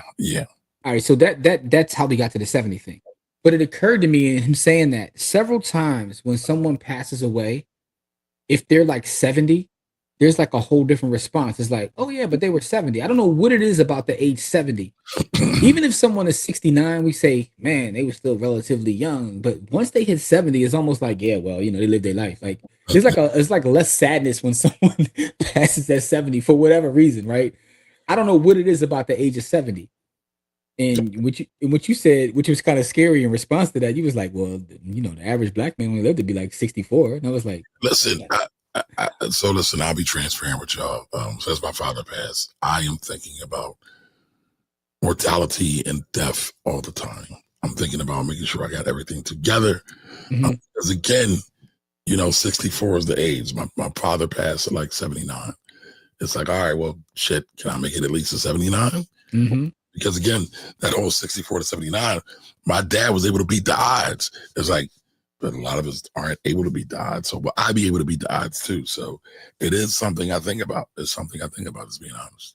Yeah, it's interesting to me though, because I've actually already outlived my father, and I think about that because, like, life for me has never been better than it is today. So right? So I'm not crazy. You've had those thoughts also. Absolutely. When you lose people close to you, when you lose losing a parent is traumatic, right? Which is why, and salute to, and my heart goes out to anyone who's ever lost a child, because I can't imagine that pain, right? Because even when you lose a parent, that's still the natural order of things. Losing a child is something different. So I never, when people lose children, that that hurts. I can only imagine what kind of pain that is. But when you lose people close to you, it does make you look at your mortality. Even when you lose peers close to you, right? It's the reason why when someone passes, like someone you went to school with, or somebody passes, the first thing you want to know is what happened. That's really about you, and you really think about it. Yeah. Because it makes you look at your mortality a little bit different. And the one thing none of us are promised, which is why I have a perspective of I'm happy to wake up every morning. You know what I'm saying? I got a friend, Neef, and she's funny because she's always super excited. Like, she could be going completely wrong in her life, and I say, "How you doing?" I'm amazing, right? And that, I understand that energy, because when you start to get up there in age, you start to look at your mortality, and you start having friends that pass. I'm in a space now, in my age now, where my friends' parents are passing away. Yep. Yep. And they're either passing away, or now I have friends who are taking care of their parents. They're becoming their parents' caregivers, and that's like a weird space too. Yes, and I'm in both of those. So it's funny because we go through these stages of life, right? When we were in high school, we were all planning to go to college or prom. Then it's like, boom, you graduate college or you get a job. Then everybody kind of gets married. Your friend group always kind of get married together. And then now the era we're in is like people are passing, their peoples are passing. Mm-hmm. Yeah, so there's the answer. She is she's the I knew she was. I knew she was. Now you just said I wasn't sure what she was. No, I wasn't sure. I knew she was a D9, but I thought she was a Delta. But I was, No, it's all good. Listen, we'll work it out. But I think that's a crazy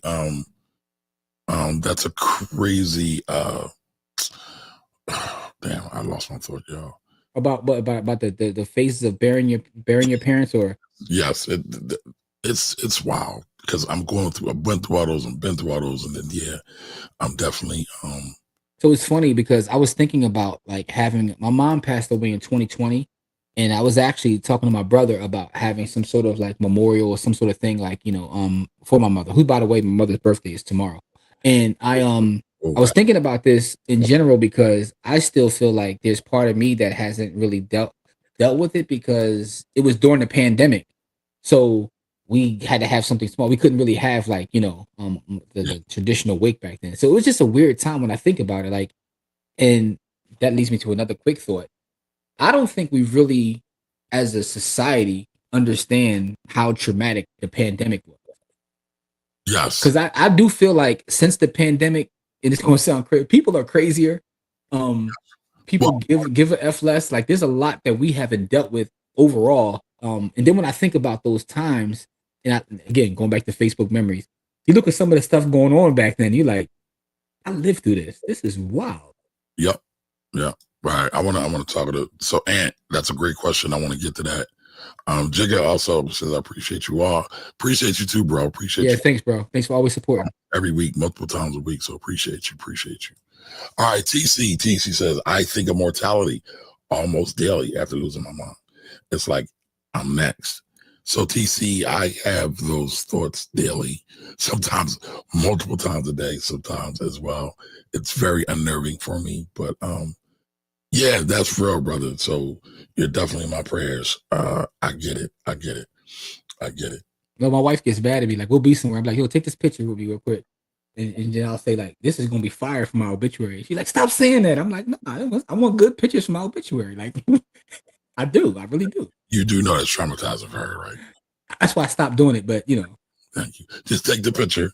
But I get why you're saying that, because putting together an obituary is a whole task in itself. Listen, man, and also something that, and rest in peace to our sister Tracy. I think about since Tracy passed, because one of the things is Tracy was good for pictures and video, like, you know what I'm saying? So yeah, we have so many memories, and and I've even told Liz this in person, like, yo, we gotta take these pics. Like when I see my people now, I want to take a picture with them because those are the memories, right? Yeah, you know what I'm saying? Like, because I've seen people, man, and I ain't gonna name no names, man, but there's been people in my life who I was okay with them, but they were like kind of, I don't want to use the word curmudgeon, that may be triggering for Camari, but they were kind of like very triggering for me, sir. they were kind of you Liz. Love you. I went to this one gentleman's funeral. No lie. It was like 6 of us there. And this dude died in his 50s, which means that his family and friends were still around. And I'm like, yo, it's nobody here. And that shook me. Wow. And he was also one of those dudes that was hard to get along with, but we were okay, right? So I just wanted to pay my respects. I'm like, yo, it's nobody here. He had brothers and sisters that didn't show up, right? And skimpy little, like, funeral Joe. And I'm like, man, he lived a whole life, and this is the end result of it, right? Well, that says a lot. It does, right? And this is why, like, when we talk about wealth, we talk about it holistically, because your relationships are part of your wealth. I've been to funerals where someone may not have been the most wealthiest person, and they have thousands of, like, they gotta like shut the blocks down. I've seen that as well. So I've seen, kind of both sides of it. But I think when you go, it kind of, tells us. I mean, listen, when our sister just passed, they had to have hers at the Met. Right. That yeah. What's that tell you? You know who else has the Met? This is what people perform. That's what Yeah. Boys and Men performed at the Met, right? It's for people that are not from Philly who don't understand the magnitude of having something at the Met. It's a major concert hall. It's a concert hall. Tracy had to have hers at a concert hall. I've seen that, and I've seen a gentleman have like less than 10 people at his. So, and listen, your father packed the joint out. You couldn't even get in that joint. Yeah, yeah, and now it's funny because I don't know if you went to I don't want to say no names. There was a funeral home that he originally wanted me to have it at because we had talked about all this stuff prior to. Mm-hmm. And I said, no, I want to do it at Faith Chapel. By the way, that is the church where we do our Saturday school as well. But I said, yeah, it'll be bigger. I know I didn't think it was going to be that many people. I was shocked to see that many people, but I'm glad I had made that call. Shoot, I probably could have tried to go for a bigger venue at that, but to have Pastor John do it meant a whole lot to me as well. So I was surprised at how many people showed up. Yeah, but man. So before we get too far along in this, I want to address this question.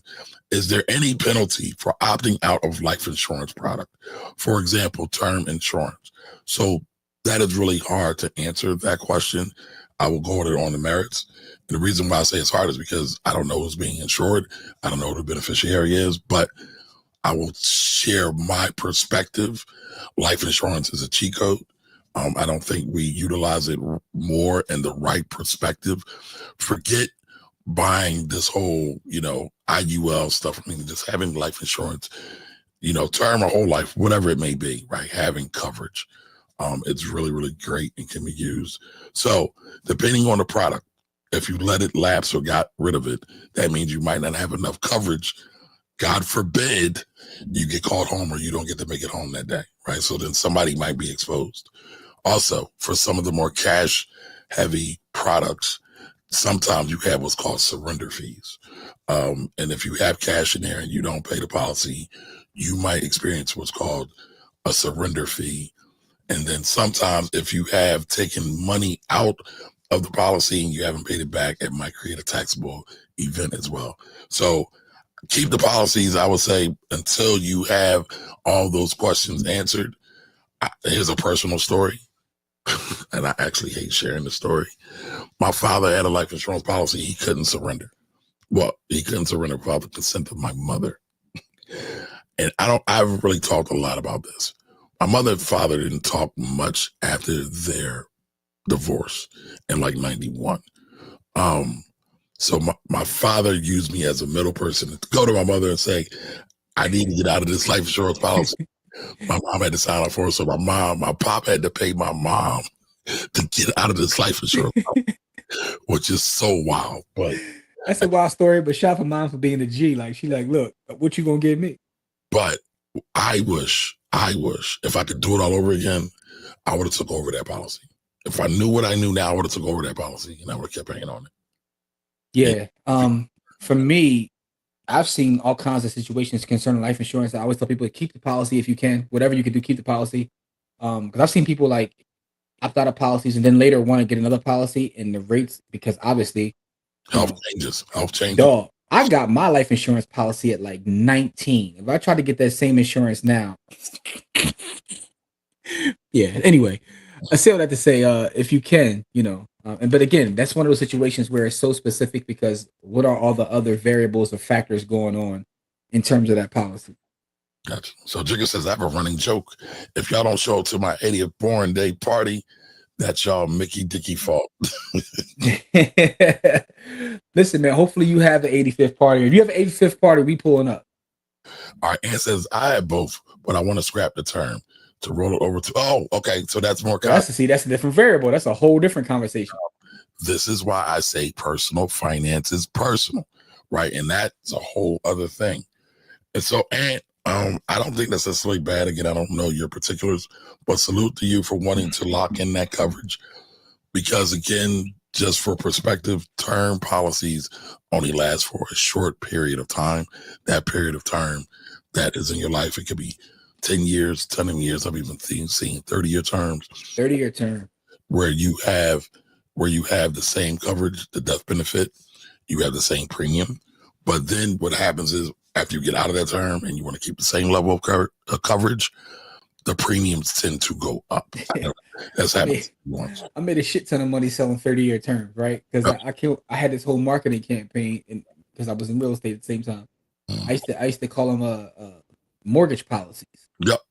You know what I'm saying? I go to cats who just got a 30-year mortgage, like, look, tie in this 30-year term with your mortgage. So if something happens to you, what you pay for your house? All right, let's get a term on that number. So I always hated that though. I always hated that because usually when that happens, people don't consider the whole implication of death and what needs to happen outside of just the mortgage. But shout out to them for at least doing one piece of it, right? All right, so Liz is adult part of the housing event. I can't grab that link. I would definitely. Yeah, I think that's for the housing event. I'm gonna check it out though. Yeah, I would definitely share that too though. My old Earth returned at 50 and a half. So 51 is the real milestone for me. Oh, yes, sir. Yes, sir. Yeah. TC says it rocked my life. My grandparents lived longer age-wise than my mom. I took her longevity for granted. Yeah. I think we all to a certain degree. We collectively saw that our lives are not valuable or protected. We were seen as pieces of the chessboard. It's the lack of value of life. Yeah. But what's sad, y'all? That's been the case for hundreds of years, which to me enrages me. It's sad that we are not seen as human beings of value in any way, shape, or form. We're just, like I said, pieces on the chessboard. No, just looking back at the pandemic as well. That was a very wicked time. A lot of older people passed alone with no visitors or family. I think people are still traumatized and restless, chaotic in the aftermath of the pandemic. Yeah, there was a wild. Looking back at it, it definitely was a wild time. But I mean, it's like anything else, though. You also saw the humanity and beauty in some people. Like I had people, look out for elders on the block, pull up, go grocery shopping for them. So you saw that part of it too. Yep. But I think overall, it's just like a wild. It's weird to look back on and realize that you lived through it. Like it's crazy. Sigh. Tracy's passing hit me differently in a lot of ways, especially due to the fact that we worked so hard for so much, and it's all still here when we are gone. That has changed a lot for me around a lot of things. Yeah, absolutely. I agree. I started thinking about my mortality in 2018 when my twin brother had a major stroke. Whoa, your brother had a stroke? Wow. See, that's the other thing too, though, right? Because I don't have the experience of having a twin. So it's not just that her brother had a stroke, that's her twin brother. So that's got to hit a little different too. Absolutely. Within the past 5 years, at least 20 friends and associates have returned. And it's all been mostly non-C19 modalities ranging from 35 to 49. I'm grateful having a debilitating stroke at 39. So Jamil's had a stroke at 39, but he's still with us. He's recovered and, he's made it to 50. Salute to you, brother. Man, congratulations on that. I would love to talk to you about that because a lot of us are having strokes. Some are coming back, but I would love to know that story about what you had to do that. I'm grateful. I gave the people I love their flowers while they were here, made peace where we had grievances or disagreements. A lot of it is petty or small. You know, man, that is so important. Like, because listen, and I'm guilty of this, but we be having beef about the dumbest shit. It could be over a bag of chips or 3 pieces. And in Philly, we call it 3 pieces and some fries, 3 pieces of chicken and some fries and some SPK. Absolutely. And we won't get over that. We won't let that go. But at the end of the day, it's like, what does it even matter? I had beef. I've told this before. I had beef with a family member for so long that I forgot what we was beefing about. Ain't talked to him in 20 years. But anyway, is the upfront cost of a basic whole life better than a term policy? Been hearing a lot of the IUL, even on ads, but they market it more of it as an investment product. So the record, life insurance is not an investment. Yes, it might have some upside like an investment, but it is not an investment.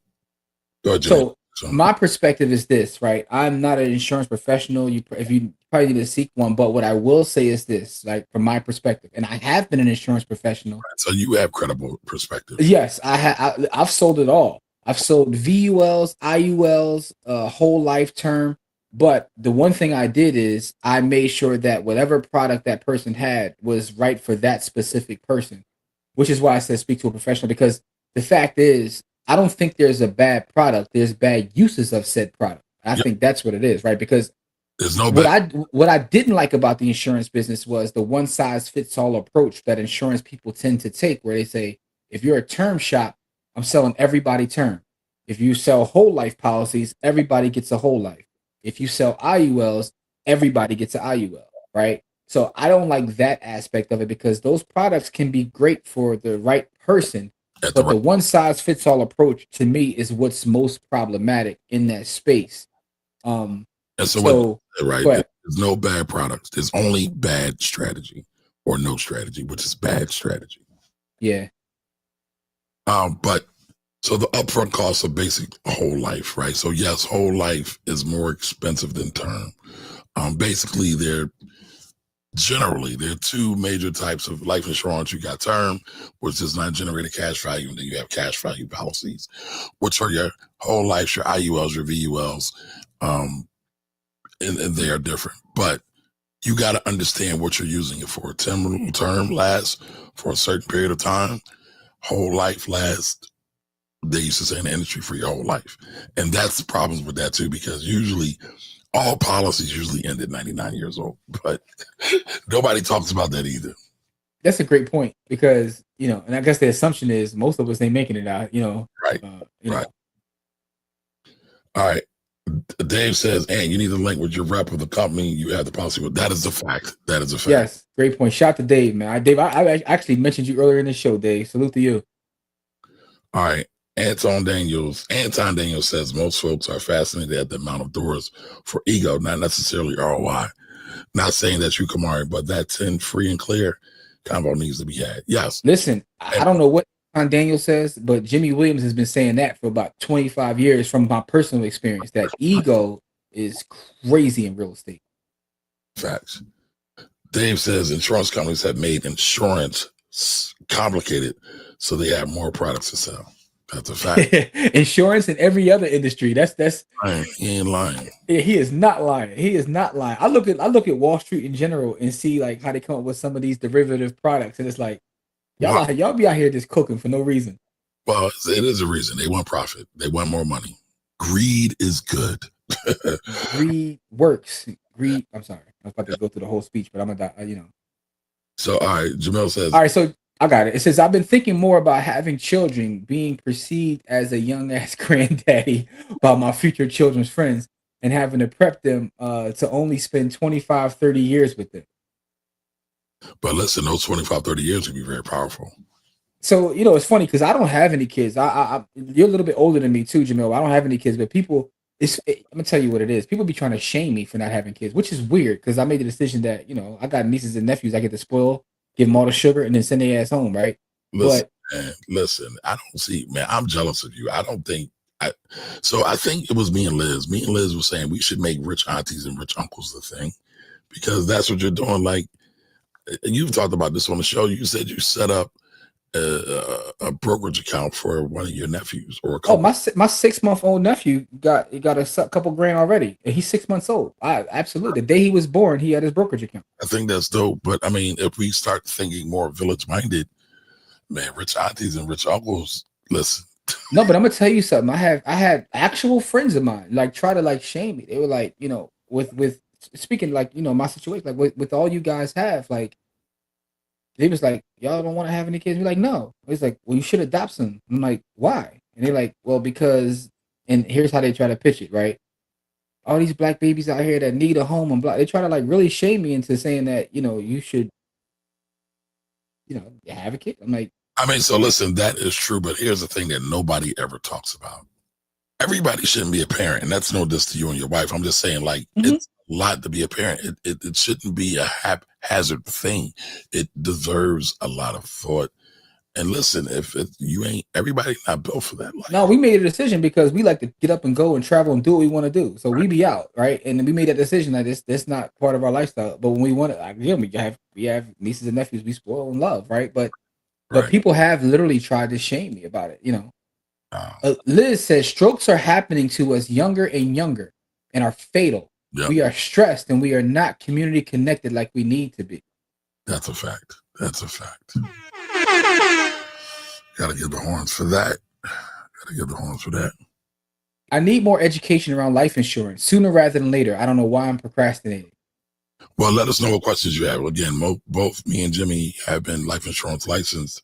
I've had millions on the street. I'm sure Jimmy's had millions on the street, right? It is when you can say that, right? Outside of drug talk, right? We on these streets, y'all. Yeah, you can say that about real estate and shit. Yeah, I got millions. I get you. Yeah. But no, I felt my own mortality in my mid. By the way, this is Dina. Shout out to Dina. Dina's a member of the village. What's up, Dina? How are you? I felt my own mortality in my mid-20s. Watched several close family members pass away. Depressing. Yep. This is why I've been determined to live life with purpose. Salutes to you. Man, salute. Yeah. Jamil says, I'm wondering if it's fair to have children in my 50s. I've always held off because of finances and a degree of immaturity. So his question is, do you think it's fair to have kids, and if you're 50 years old, do you think it's fair to the kids? That's the question. How you feel about that, Camari? You think it's fair? No, so I think that goes back to the point I was just making, right? You got to think about it. And so to a certain degree, it is unfair, but it can be fair too, right? It all depends on the situation, right? And what you want to do.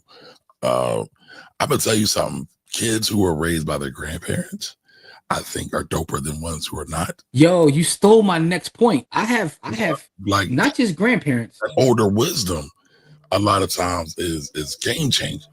Not just grandparents. And you literally just stole my point. That was what I was getting ready to say. Most of my friends that have older parents, they do lose them earlier than others, but they tend to be, and I wasn't going to say dopest, they tend to be the smartest people I know. Or at least they have a better sense of life, right? Maybe dope was a little hyperbolic. They have a better sense of life. They have a deeper wisdom about white life. They have a deeper appreciation of people, places, and things than some of us who had younger parents. So in my lived life experiences, my friends that have older parents are the smartest people I know. And maybe it's because their parents have time to help with education. I don't know what the thing is, but they tend to be. My smarter friends have older parents. That's what I say. So here's the thing, and I talked to this because y'all know I was a teenage parent, right? And so talking to some of my cousins who had children at a young age, that first child kind of becomes the crash dummy. There is no manual for parenting. You don't know what's going on. They call it test baby. Yep, they definitely the test baby.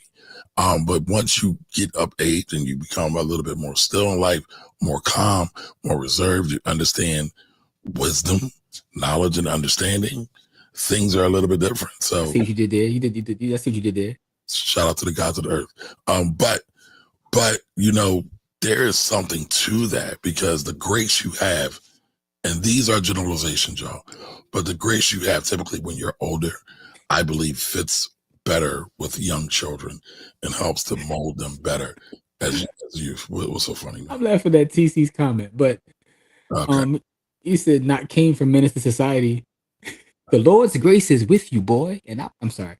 Anyway, wait a minute. Let's talk about that.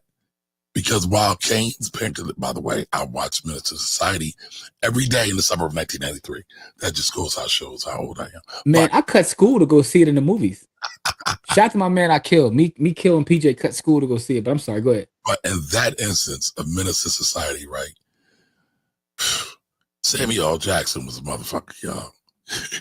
He said, boy said, I'll pay your monkey ass when I feel like it. And he shot him. So that's what Kane was exposed to, right? So he was traumatized at an early age. So some trauma can't be overcome, y'all.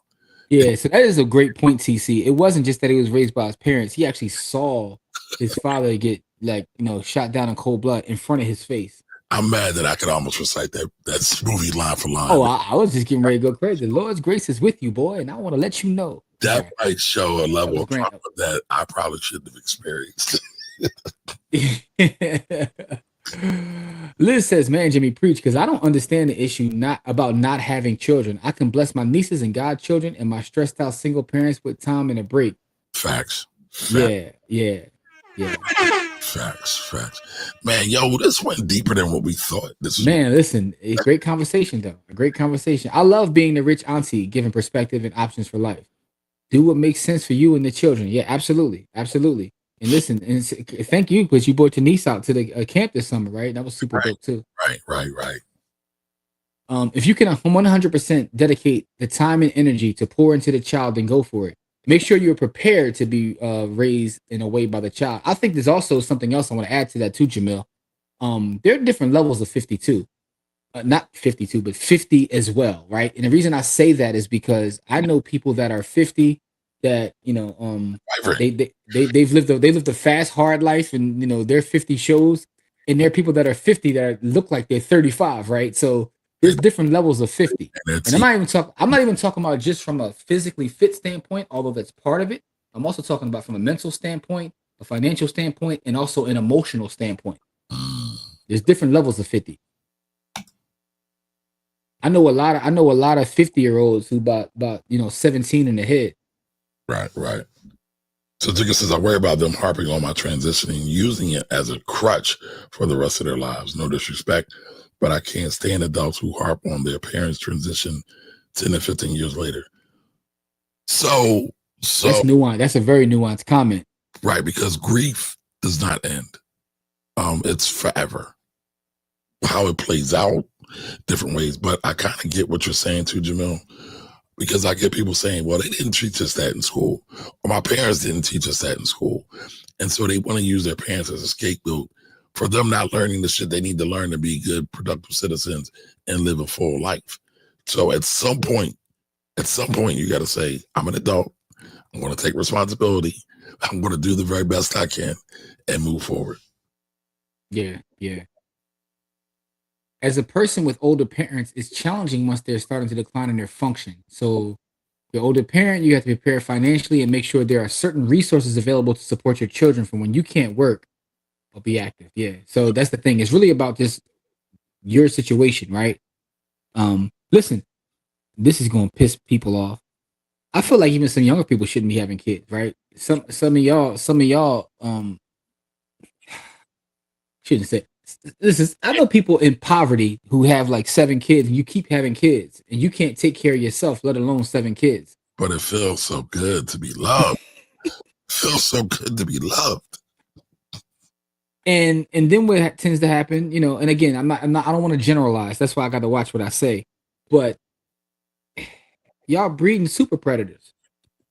And it's not even their fault. Like sometimes it ain't their fault, because what you doing? Did you say super predators? Hey, listen, I got that from Hillary Clinton, man. I was about to go there. I got that from Hillary Clinton, man. Don't blame Hillary.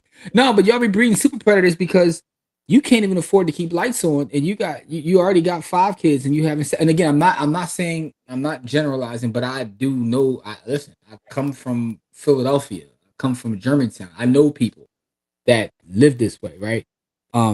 To Camari's point, everybody shouldn't be a parent. Like, listen, I got another opinion too, right? You know how people always say, and it's not just dads, moms too. Such and such mom wasn't in their life, and their dad wasn't in life, and then their dad or mom, and you're like, you probably better off for it. That sounds crazy, but it does sound crazy, but it's also a real thing too. It's a real thing. Trauma don't have no picks though, man. At all. So you're right. In that situation, the child is lost, but they can't conceptualize that. They don't understand that. It's why I have empathy for the children though, because when I go into certain spaces and speak to kids, whether they're behind the walls or in juvenile detention centers, and I talk to them and I hear their story and they tell me about their family or where they come from, it's like, okay, I see how you ended up here, right? And it's because environment, and taking it back to the beginning of this episode, environment is so important. Right. And a lot of times, because of our ego and because we're not thinking about that, we're not thinking about 20, 30 years down the line. I think the fact that Jamil is even asking that question speaks to him because he's even thinking about whether it's fair. He's thinking about it, at least he's thinking. Yeah. The fact that you're thinking about it is a net positive for me because it shows that you care. Correct. All right. Jamil says, when my order returned, Rico popped up in my mind. Ends not every day be. I'll be all right. Get some. Yeah, see, you deal with it different. To me, but honestly, that's a trauma response too, though. It is. All right, Nicole says my nephew uses my sister's death as a crutch. He is 41 and she passed away when she passed when he was 4. My mother raised him. Nicole, I don't think I knew that. Okay. Yeah, I mean, but again, man, yeah. That's what I'm saying. Life is so complicated because I couldn't imagine that happened to me at 4 because my whole life I'm wondering like what did I miss or what didn't I know, right? Yeah. So I could see that actually being a crutch, right? So it's difficult, man. Like, man, listen, man. Prayers to everybody out there, man. You know. Yeah. So Jamil says I'm speaking more so on the emotional harping, not so much life lessons. Enjoy your time. Reflect on the memories. Apply the wisdom. Have more children. Live life. Make me proud. Don't harp. Yeah. Got you, man. Yeah, and that's the thing about like people that deal with trauma or have trauma. It's difficult to tell people how to deal with it because we deal with things in different ways.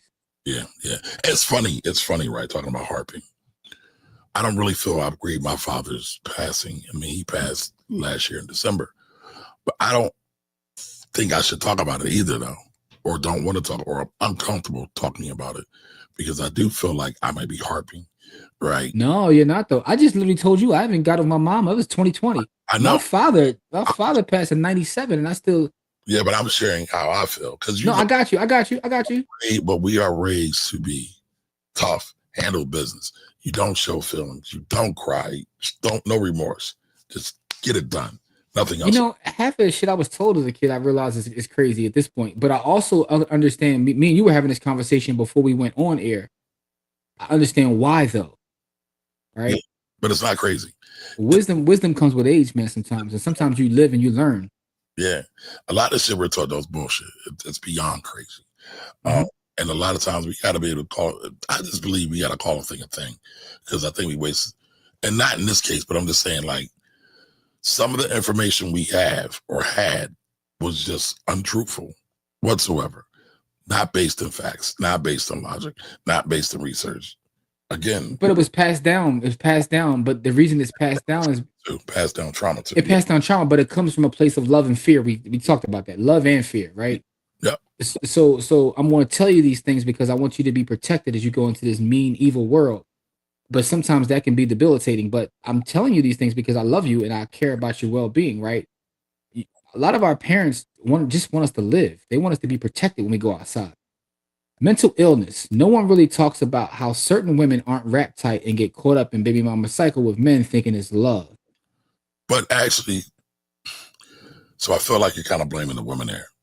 Some of these dudes ain't wrapped tight either, right? It takes both of them a lot of times aren't wrapped tight. And what is that? Trauma bonding. A lot of people are trauma bonding.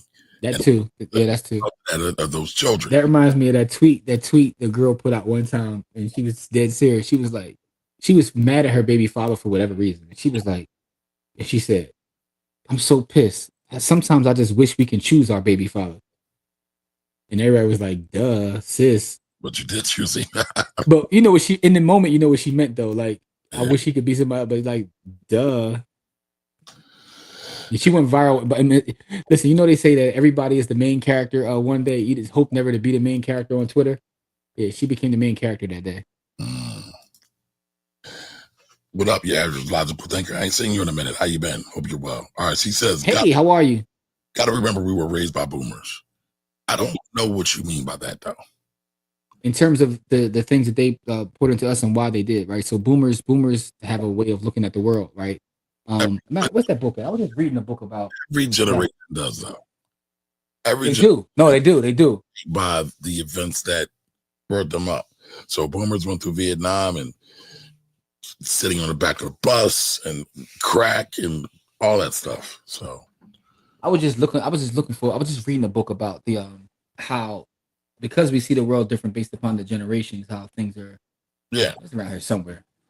All right, so Liz says we are raised to keep our emotions to ourselves, but we are human. We are complex.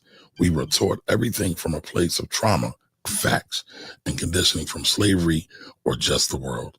Let those feelings out so we can heal. Those are bars. Those are bars. I couldn't find that book, but I just found this one. I know you read this one before, Camari. No, I haven't read that one. Really? No. Mm-mm. Okay. Did you get any value from it? I get value from every book, man. As long as I can get one thing, yes. What's the value you got from it? Let me look at my notes. I keep notes in my book. All right, so now this is turning from a market review show to a trauma show, now to a review show, y'all. We are doing everything.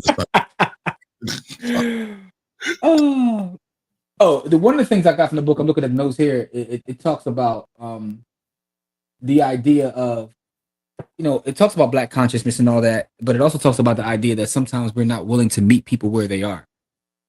And one of our issues is not trying to meet people where they are.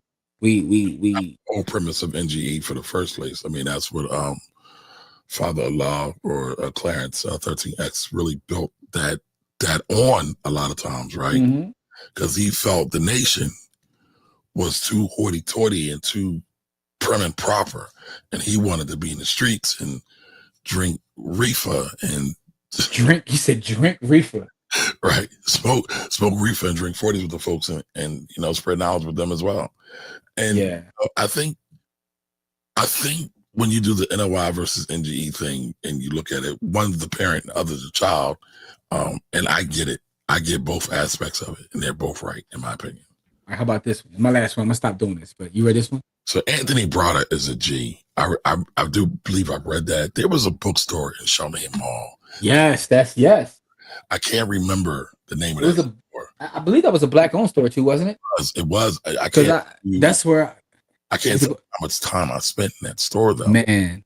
And I was thinking about it because again, Charlemagne Mall was right by my crib. So I've been reflecting just on my childhood. It's like I was really blessed. I bought Powernomics from there as a kid. It changed my life. But I think I used to be there all the time because and some of y'all gonna relate to this. They had all the cliff notes for every book. What y'all know about the cliff notes? y'all ain't about that cliff note. Like, you know about cliff notes, Camari? No, I know about them. Oh, you know what? Where was this one at? You know about cliff notes, man. I just went down the rabbit hole, bro. But yeah, there's definitely cliff notes. There's cliff notes to books now, but they definitely had the cliff notes there as well.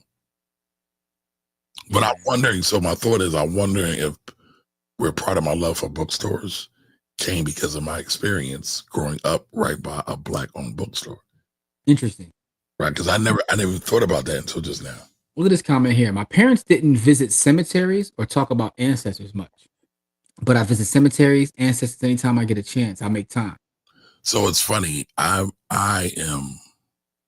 have just grown to the importance of or understanding the importance of visiting cemeteries and ancestors. And before I did not. As a matter of fact, I just realized I haven't got my father's grave marker yet. I need to do that sooner than later. I need to upgrade my father's joint, and my mother was cremated per her wishes, as were my grandparents, both of them, per their wishes. And it's funny because I actually have them, like, in the crib, but it's weird because as you get older, you get knowledge, you get wisdom, you get understanding. The whole 360. Well, and I also want to build on an altar to my ancestors as well. So, but it's funny because I've often talked about my grandmother being the most important person ever in my life. And it's weird how till this day, she still comes to me in various ways, like in dreams and different spaces. So, and that like helps me a lot because it, lets me know that like no one ever really dies, right? They live through you. Spirit, but also energy doesn't die. So not trying to get super, yeah, I mean, I'm about to find my kufi. This conversation took a turn. I gotta go get where my kufi at in this joint, man. All right, so Jamel says, again, no disrespect to anybody. My observations are my own. Sometimes I think being on vacation made me indifferent. I've seen cats lose their entire bloodline and still have to finish their bid. Yeah. Yeah, man. Listen, that's a fact, man. And being on vacation or college, as some folks say, makes you see life in a whole different way. It's funny because I'm looking for a specific book I can't find because I was trying to share it, but I just found my Yorugu book, and I couldn't find that the other day, but I just found my Yorugu book. That and Soul on Ice, which is another one. All right, so let's do this, Jimmy. So I told you I've never really finished Urugu. I'm gonna go back and I did bits and pieces of it. I'm gonna go back and read it. We need to do a book review on that. Oh, okay. So listen, maybe we can add that to oh, hold up. Somebody was probably putting this down with their book club. Who was it? It was A Moore. All right, we can reach out to A Moore and get that book club. So we could do a little personal joint with Yorugu. We can review it. Yeah, that's what I mean. That's what I mean. Hold on one second. Let me see, because I think that. Hold on one second.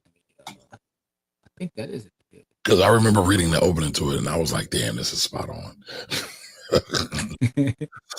All right, yeah, we read that one already. Sorry. All right, your average logical thinker says diversity is key. Love it, guys. All right, appreciate you as well. Absolutely. All right, Jigga says I was just asking about last week. What was his second book, and where is Prince AA Cuba at? I'll be right back. Where is Prince AA? Who is Prince AA? I'm not sure of that one. Y'all getting to see? I gotta clean up my studio, y'all. All right, Cliff Notes got me through Shakespeare. Listen, I am not a Shakespeare fan. No, but that is exactly why I why I got the Cliff Notes. It was for Shakespeare. I hated Shakespeare. I was telling the kids yesterday, Shakespeare almost ruined my love for books. Yeah, but going back now, some of the themes that were in Shakespeare are really powerful. So I'm thinking about going back and revisiting some of them. All right, Anthony Browder, have y'all read Blacked Out Through Whitewash by Shazza? I'm not sure. No, I haven't. Let me take a picture of that too, because I'm going to add it to my. I love when y'all give me books, man. I appreciate y'all. I don't. It makes me sick because then I got to go read something else. No, but you know what though? If not for the people that watch our shows giving us book, we would have never discovered. We maybe it later, but we wouldn't have been put down with S.A. Cosby. That's right. That's why I said I was joking. But here we go. So, we got the body of work right here. The reason I know why you didn't get through this book, because look at this. This is not listen. Jimmy's trying to show off because I showed my book the other day. Hey, listen, man. So we gonna go through the text, man. I'm gonna start from the beginning. We're not anti-intellectuals over here. I see what you did there. Your average logical thinker says, I just got my granny's grave marker last year. She died in 2015. I paid for her funeral and finally had the cash for the marker. Thank God. Yes. Salutes to you. Also, I'm only sharing this with Jamil because this is his homie. I got this. I was looking at one of the biggest books. This is like one of the smallest books. This is It Takes a Village to Raise the Bar. That's homie. This is one of his homies. That premise is right though. He is right on that. You know what I'm saying? He gave me this in person to Jimmy by the hood. So, but that's your man though. All right, so Jigga says that's a misconception about Allah, not Clarence Camari. He got kicked out because he didn't see Farad as the only Allah. And the NOI emphasized recruiting old ends. Yeah, but that was part of what I was talking about, right? A lot of times they were going for the old, strung out folks. The NGEs were going after the younger folks who are out in the streets. So I think both of you are right. I think, again, it's like life. What you realize is things aren't black and white. There's nuance and context and everything. And it depends upon which text you read, because I've read his book or books about him. And I've heard multiple perspectives. And the answer to that question is really, it's a matter of perspective. It depends upon who you ask and how they see it. So right. Julius X is a rendition of Julius Caesar Shakespeare as Malcolm X. Whoa, I never heard of that one. Okay. Is that still playing? Take a picture of that, Jim. We might have to look for that one. Road Trip. Yeah. But it's funny, right? Because Clarence was a disciple or mentee of Malcolm. And so I could absolutely see how Clarence formed that worldview and position as being a student of Malcolm in that way. And so I can see the beauty of what he's doing. I don't agree with everything, but I can see a lot of genius in what he was talking about. You talk about Facebook memories. I want to take a picture of that, and one of my Facebook memories popped up when we were. It was one of the shows that me and Corey were doing, like a Friday live, and someone left a comment in the comment section, said, "Just want you to know I appreciate you. I'm watching this upstate road." So wow. So can you put the picture up, Jimmy? I'm gonna send it to you now, bro. Those of y'all who are not from Philadelphia, Pennsylvania, upstate road is where a big cluster of the newer prisons are. Oh man, that's hilarious. It just popped up as I was doing that, man. Let me matter of fact, you know what I'm gonna do? I'm gonna email this to you because I want you to show it to the people. I want you to show it because my I'm recording from my not. You know what I mean, yeah, send it to me. I got you, but yeah, man. So that's dope, man. Because I know one thing. Listen, me and Jimmy argue about everything in love, jokes, and seriousness. But the one thing I believe we all agree on is that all Black people are our folks. And so I agree. You can be upstate road, you can be in the hoity-toityest of places. We are peoples, or at least we want to be people. Because some of y'all don't want to be peoples with us, though. Thing too. Yeah, man. All right, do you get Jim?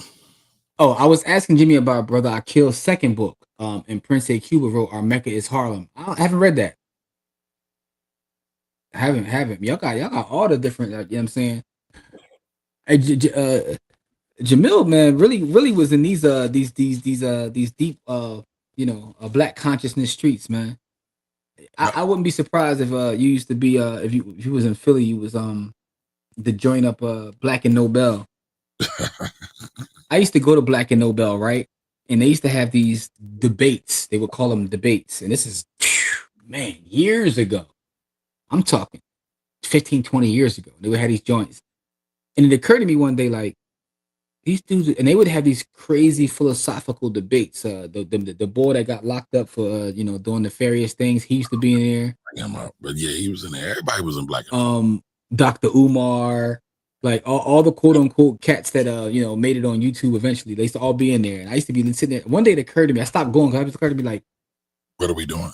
That's exactly my thought. We talking, what are we doing? And that was cool, you know what I'm saying? A place for that, right? You have to be able to talk and communicate, but at the end of the day, what are we going to do? Yeah. All right, so I asked y'all earlier, I wanted to share a piece of AI with y'all, and I wanted to get y'all opinion on it, and y'all tell me what y'all think. And should I use it or not? But tell me what y'all think about this. Season isn't a season. It's a year-round strategy. Most people panic in April, scrambling for receipts they should have organized in January. Smart taxpayers, they plan ahead. Track expenses monthly. Maximize deductions quarterly. The IRS rewards preparation, punishes procrastination. Don't let Uncle Sam keep your money hostage. Be proactive, not reactive. Oh my God. Your future self will thank you. All right, so what do y'all think? Should I use that or scrap that?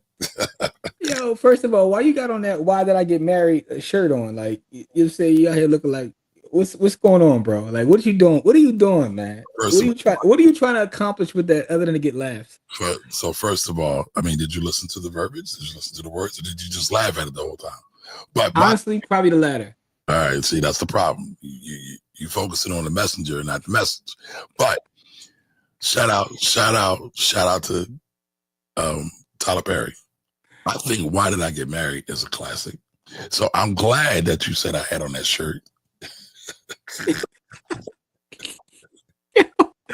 Do you agree that sometimes the messenger can like mess with the message getting through? Like, sometimes All right, so Liz says, but I need details on that video. Oh my God. Well, whose voice is that? So that is how AI interpreted my voice. I gotta see how AI interprets my voice though, because that's wild. I had 8.5 years from 16 to 25 to read. I probably read over 350 books while on vacation. Damn. I'm glad that you used that time wisely, beloved, because I know Yes. people that done, you know, time like that and they didn't read nothing. Wow. I had a homie who was on vacation, and he used to ask me to send him books. And you know, I don't mind sending anybody books, but what's to piss me off is he only wanted to read books that were urban fiction, urban street lit.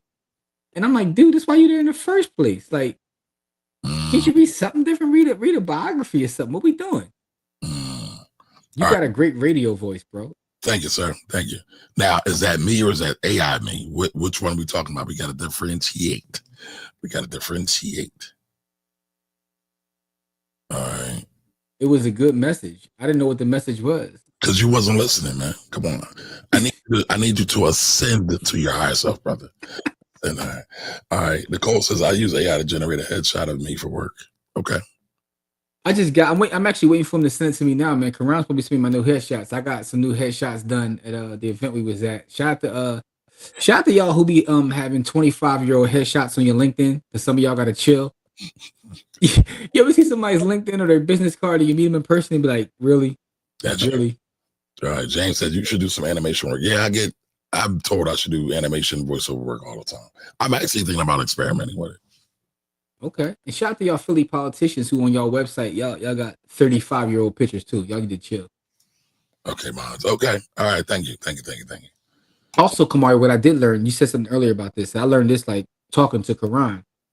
And when you try to get headshots, make sure you get someone that is able to work with a melanated person, because that's a whole skill set. It's a whole skill set. Yeah. And you know, I learned that the hard way, y'all. Yep. It's a whole skill set. Lighting is so tricky. We have specific needs. Let's put it that way. It's a whole art and science, though. Yes. Anyway, man, listen. This has been an amazing show. We've been on here damn near 3 hours. We did a long show today. At 2 hours and 21 minutes, man. You're exactly 21. I thought we was on 10 o'clock. We got started a little bit late. Oh yeah, you came late. That's right. You came late. I didn't. I was here at 10, y'all. So all right. So Jim, you don't like my voiceover AI? No, I think that that specific video was weird to me. Right? It didn't look. You know. How can I put it? It looked too robotic a little bit. I mean, the picture was cool. I mean, it resembled you a little bit, but it was mad robotic. All right. So Elizabeth says, how do I get into voiceover work? I'm really interested in this as a sidekick. So Liz, one thing you can do is you can read. Actually, Liz, you have a wonderful voice, by the way. But you can like do auditions for a lot of the Audible books. Yeah, what's that website? I forgot that website. My own girl Nikki does a lot on that. I'll send you the stuff, but yeah, I forget the website. Let me see. I might have it to save them up, because I actually went on there looking to have someone read my audio book, and then I stopped and I looked into a couple of auditions of people reading, because I was gonna have them read my audio book. And I stopped because I was watching a video and it was talking about like you should read your own joints. Specific, they're not like, you know, narrative. Some people should, but some people shouldn't. Like Bobby Brown. No, actually, I think I would want to hear Bobby Brown read his. Listen, Bobby Brown is who I think of when people say that, because I listened to his audio book. And first of all, his audio book is better than the actual book, because Bobby be in that joint sounding like, first of all, like he was inebriated when he did it. He'd be stumbling over words. He'd be laughing. It's like a whole different experience of just reading the book. Like I think Will Smith should definitely have read his book. I think it would have been a mistake to have somebody else read his book. But like, there's some TD Jakes books where he has other people read his book, and I'm just like, I can't get into it. Yeah. So anyway, man. Like I said, you got any Scheherazade Ali books, Jimmy? I have read one. What was the one I read? Smack your bitch up. That's a joke, y'all. That's a joke. Yeah. Oh, I did get this book too. And I know he left because he's on live on TikTok right now, probably because he be on TikTok 24/7. Yes, but I got this book right here. It's called The Price of Silence by Tatiana Barnes. This is Shelby's daughter. And I think I got that too. You talk about village. Shelby's a member of the village. He said, yo, my daughter got a book. So what do? Get it. I cop it. Absolutely. That's what we do. Leslie Jones reading her own book was fire. Yes. But I'm actually a fan of a lot of voiceover artists. My favorite voiceover artist is a main man from First 48. He is fire. Like he does a lot of Ashley and Jaquavis books. Nah, so Ashley Jaquavis usually uses that. What's her name? What's her name? I think it's a woman. Ashley. Let me pull up. Dion Graham is who I'm speaking of. Look up Dion Graham. Dion Graham did some of their books. And Dion Graham is a brother, and he's the voice of First 48. He go crazy. Carrie Height. Carrie Height does a lot. Oh, Carrie Height is also super fire. He does a lot of Quan's books too, and them. Yep. But yeah, Dion Graham and Dion Graham price probably went up. That's why we joke that Carrie Height is like, if you can't afford Dion Graham, you get Carrie Height. Oh, really? So it's a joke. It's a joke because Dion Graham is that guy. Like his voice. I gotta look him up. All right, Jamel said you can go on voiceover talent on Fiverr. Yeah, so here's the thing. People think it's just the voice. It's so many other things. You have to understand the voice. You got to understand the characters. So there's some acting to it as well. But there are, like, you kind of get typed by the type of voice you have as well. Also, you got to be able to read. Just want to put that out there for everybody, because literacy rates are crazy, bro. There's a huge percentage of our folks that can't read. Yeah, 50 is good reading his books. Yes. Somebody got mad at me because I was online one day and I said that 50's bibliography is greater than his discography. You might not be wrong though, because 50 only really has 2 good albums. They just been such smashes. But yeah, I think you have a point, bro. I like it. I love 50's books though. No, I think they were dope. I think they were dope. All right, y'all. So listen, we've been on here now almost 2.5 hours, as Jimmy said earlier. Always great spending time with y'all, but we got to go. I need some vittles and I need some more coffee. It's Sunday. I don't think I'm doing anything. I'm going to sit back. Actually, now I got what I'm going to do. I'm going to have football in the background and I'm going to jump back into your Rugu from the beginning. I'm going from the beginning. And I told my brother I would read it with him. This, by the way, I'm going to let y'all know before we get out of here. This book is over 600 pages. Over 600 pages. All right, real quick, really, what's the longest book you've ever read, Jimmy? Actually read, not listened to. Was it I read one recently that was super long. I think it was called Goldfinch. I attempted to read War and Peace, but no. And maybe it's Urugu. Let me see, because Goldfinch, let's see. No, Goldfinch was longer. Goldfinch was close to 800 pages. And thing about books though too, because when you play with the font, it changes the page number. Because like I believe the longest book I've ever read is Atlas Shrugged. I have read Atlas Shrugged too. I forgot about that. How many pages is that? It's a lot, but it's also like a smaller font also. So that's true too. And it's like, damn, if you put this joint in like a decent font of 12 or 14, that joint might be 2,000, 3,000 pages. No, actually, Atlas Shrugged is 1,168 pages. So Atlas Shrugged is longer than Goldfinch and Urugu, by the way. There's a huge book that I've read, but I haven't completed. I put it like this: you ever read a book and you realize I read this book, but I didn't really fully yeah. Because you get to the point where the book is so long, you're just like going through the motions. So I've been reading it for a while. It's the book. Matter of fact, they made a movie about it. It's called something Brooklyn. It's about the gentleman who was in charge of building up New York. And he was like a low-key gangster, but he really wasn't a gangster. He was really a city employee, but he uses political connections. What you say? But he was a gangster. Yeah. His name was Robert. Let me see. I'm gonna find it for you real fast. I want you to know the name of this book.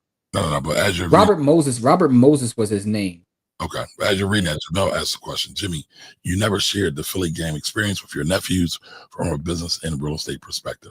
What was their takeaways? Real quick, Robert Moses. It's called The Power Broker is the name of his book.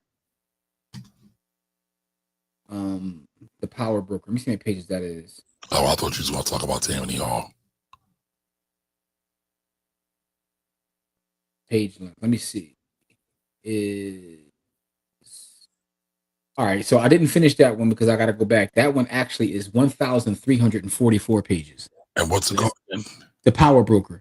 And it's crazy because I said, you know what? This time I'm gonna go back and get it because I got the physical book. I said, let me get it on Audible.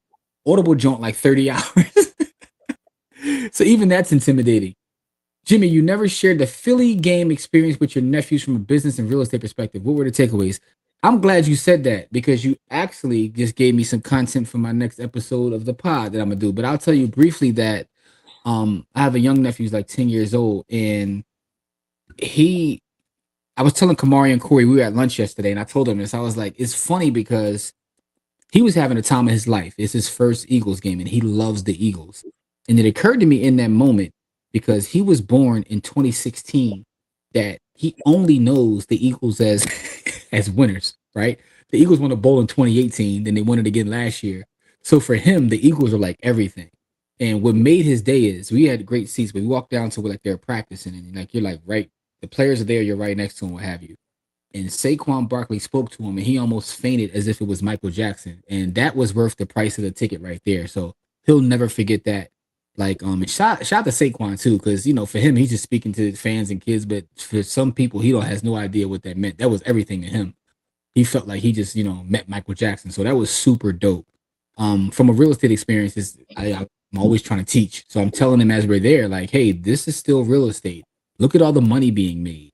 They did this thing where they did like a raffle, and they put the money in, and then certain part goes to charity, certain part goes to the person that wins it, and there's 70,000 people there, and they were selling raffle tickets for like $5 or something, and the pot got to like over $600,000, where the person wins like 300,000, and the other half goes to charity. And I'm like, the way they're able to raise capital by grouping people together is very, very interesting. Second to Disney World though is in a class by itself. You talk about pure commerce and real estate and retail. My experience at Disney just this past year was completely different. Going to Disney as an adult is different than going to Disney as a kid, because you get to see the business of Disney. So, but thanks for the question though, Jamil. But the game overall, they had a ball, and again, when Saquon spoke to him, dog, like he freaked out, and it was super dope. So that was amazing. But thank you for the question. Kamar, you over there working on something. What you about to do, bro? Did you get the email I sent you on with the joint? Oh, you sent me? I was waiting on the text. No, I sent you an email. I figured email is easier since you on the computer. Yeah, give me a second. So the Power Broker, right? Yes. So these are the top 10 takeaways from the Power Broker. Power always come from the ballot box. Institutional design matters. Ambition plus capacity equals transformation. The ends and means are inseparable. Urban planning is political.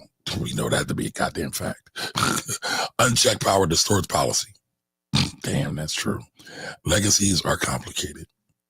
The fall of power is instructive as the rise. The fall of power is as instructive as the rise of power. That's true. The book is not necessarily based on the movie. Is not based on this book. Okay, I'm sorry. Leverage and alliances matter. That's facts. We still live with the consequences today. Yeah, I'm gonna read this. No, the book is super dope. I just didn't get it because it was so long, but what I did was I ended up watching the movie, and I was like, I gotta go back and watch this. But I have the book now on Audible because I'm gonna try the Audible version. But he was a city planner. I just ran it through Chatty G. Okay, he was a city planner, and they say that he was the most powerful person in the city, although he literally had a job as a city planner. But he was so connected in different spaces, whether that was the underworld, all the politicians, and he knew how to get to the bag. So, with that being said, Motherless Brooklyn is a movie that has him as a character, and Motherless Brooklyn, and that has Ed Norton, and that's a book. Yeah, Motherless Brooklyn was the movie. It's a pretty good movie too. All right, so this is the summary. This book chronicles the life and career of Robert Moses, a man who never held elected office yet became arguably the most powerful figure shaping New York City and New York State in the mid-20th century. Carl lays out how Moses rose from a reform-minded young man into a technocrat builder whose vision and ego remade parks, roads, bridges, housing, highways. Along the way, he created institutional vehicles, public authorities, commissions that bypass normal democratic authority. But the book also shows the cost, displaced communities, neighborhoods destroyed for highways. Damn, that sounds like Tulsa, Oklahoma. Power accrued without sufficient checks, and ultimately a fall, or at least a diminution of power. Carlos style, exhaustive research, vivid stories, a moral lens. He doesn't just describe what Moses built. He acts as what it means when one holds so much power. Listen, yeah, I gotta check this joint out. And Alec Baldwin bodied it. Alec Baldwin plays him in Motherless Brooklyn, and he bodied that. So it's he listen, the bro has superpower, like in terms of like politically and all that. And that was the thing. He was never elected to office, and he was behind the scenes. You know, like they say in the 48 laws, like you know, the 48 laws tell you that, you know, sometimes being the face of it ain't the thing, you know. It is not. It is not. And that's an example of that. But it's also a black wealth story because like some of the decisions he made had an adverse effect on certain people. But it was, you know, yeah, man. So yeah, Motherless Brooklyn was the name of the movie. The Power Broker is the book, but that might be the book that's the longest to answer that question, Camari. All right, so Jimmy, I got the email. I got it. Let's try it and let's rate it 1 through 10. Second, y'all. But yo, this is powerful. I love this. I love this picture, man. I love this documentation, right? It's wild. So that's Jimmy on one side with a wild Jordan, Corey and others. But then we got Jay watching from State Road, CFCF. So CFCF is one of the newer correctional facilities that was built in the county of Philadelphia. Because people don't realize Philadelphia is a county and a city, y'all. Yes. But yeah, that's wild. That's wild. But that's hey, man, you never know, man. Listen, you know what y'all were talking about. The internet is a beautiful thing at times, man. Like I'll never forget when we had kids in our summer camp and we did it online from Africa. That was like a game changer. Also, I'll never forget that we had a gentleman show up to our first Saturday school who showed up based on a YouTube video. In fact, it wasn't even a YouTube video. It was a YouTube short. He pulled up to our Saturday school. He said he discovered us from a YouTube short. Oh, yes, the brother that talked about Bitcoin. Yeah, YouTube short. He saw a YouTube short and was like, "Oh, I like what they're doing." He came and supported us. So, yeah, I mean, the internet is a powerful thing, bro. So, Jay says, y'all realize some of the youngins have no idea what the 1900s are like, especially the golden years of 80 to 99. That's crazy. I think about the fact that you could be born in 2020, and that means that you are 25 years old right now. Yep. And so, I mean, 2000. I'm sorry, 2000. But the fact that you were born in 2000 and you're a grown ass adult. So, but to Jigga's point, right? A lot of people don't think about that. And I know a lot of times I talk about it because I grew up during the crack era, and it had a profound impact on me. So much so, I talk about it all the time. And one young lady was like, "I didn't know it was that bad." I said, "You have no idea. You have no idea." And for me, I didn't know it was that bad either, even though I grew up in it, and I understand the traumas of it. But like sometimes when you're in it, it's your reality. Correct. So you get older and you realize like that shit is foul. Yeah. No cordless phones, MTV, TV guides, calling the time or information, high tops, French rolls, CDs, Walkmans, Kenwood pullouts, beepers, rhinestone jacket. Listen, so Jimmy, real quick, y'all. I showed my wife a picture of Jimmy and Monica the other day, and they had on matching outfits. My wife got mad at me. I said, "Yo, these are couple goals." Well, we get some matching stuff. Not matching coordinated. Listen, man. I told the wife, I said, we go to this event, we're gonna go pull up, get some fresh Dianu, man. You know what I'm saying? Shout to Dianu. Hold on. I said we need rhinestone jackets and TI sweatsuits with airbrushes on them of ourselves. That's what I'm talking about. I was just telling somebody a story about the time that I saved up some money. I went down Germantown Ave, to the Army Navy store on Germantown Ave, and I spent all this bread I had, and I caught me some used jeans, right? not used as an already worn, but used as in a brand used jeans. I forgot about those. Yes. Right. Yes. And I brought them back to the crib. And my mom said, so hold up. They got cuts in them and they're called used. You pay somebody to give you jeans called used. You Libyans are paying for cutout stonewashed jeans. Yo, I think the most angriest my mom has ever been mad at me is, and this is my own money, by the way. At the time I was working, I was still living with my mom, and I saved up this bread. I went to Vazuri's on Germantown Avenue, and I caught me a Versace head belt, and I paid like $5 and some change for it. Right? Yeah, as a parent, I'll be mad too. She was so mad. She was like, hold up. You bought a belt, not a jacket, not a coat, not a shirt. You bought a belt for $500. Yeah.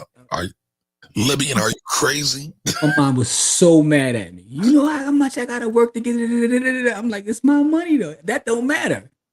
You know what? She said, you know what you need? You need more of these bills. Yeah. I was like, oh man. So, anyway, so she started making a bill?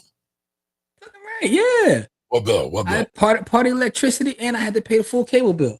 Yeah, because she gave me some bills on that. She was so mad.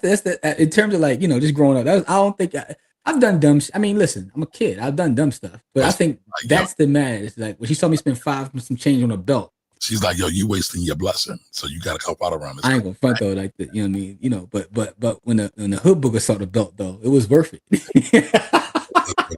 Oh my god.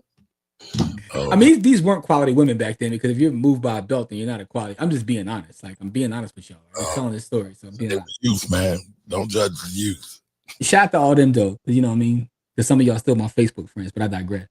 Right, you know how many bills she could have paid with $500 plus? Listen, I was a kid, and plus I was working my own gig. I figured like I could spend my own money when I want to, and that's what I told her. She was like, "Yeah, but it's within reason. You still got to be smart about it." I'm like, I work for this though. Like, I ain't asked you to buy it. I bought it.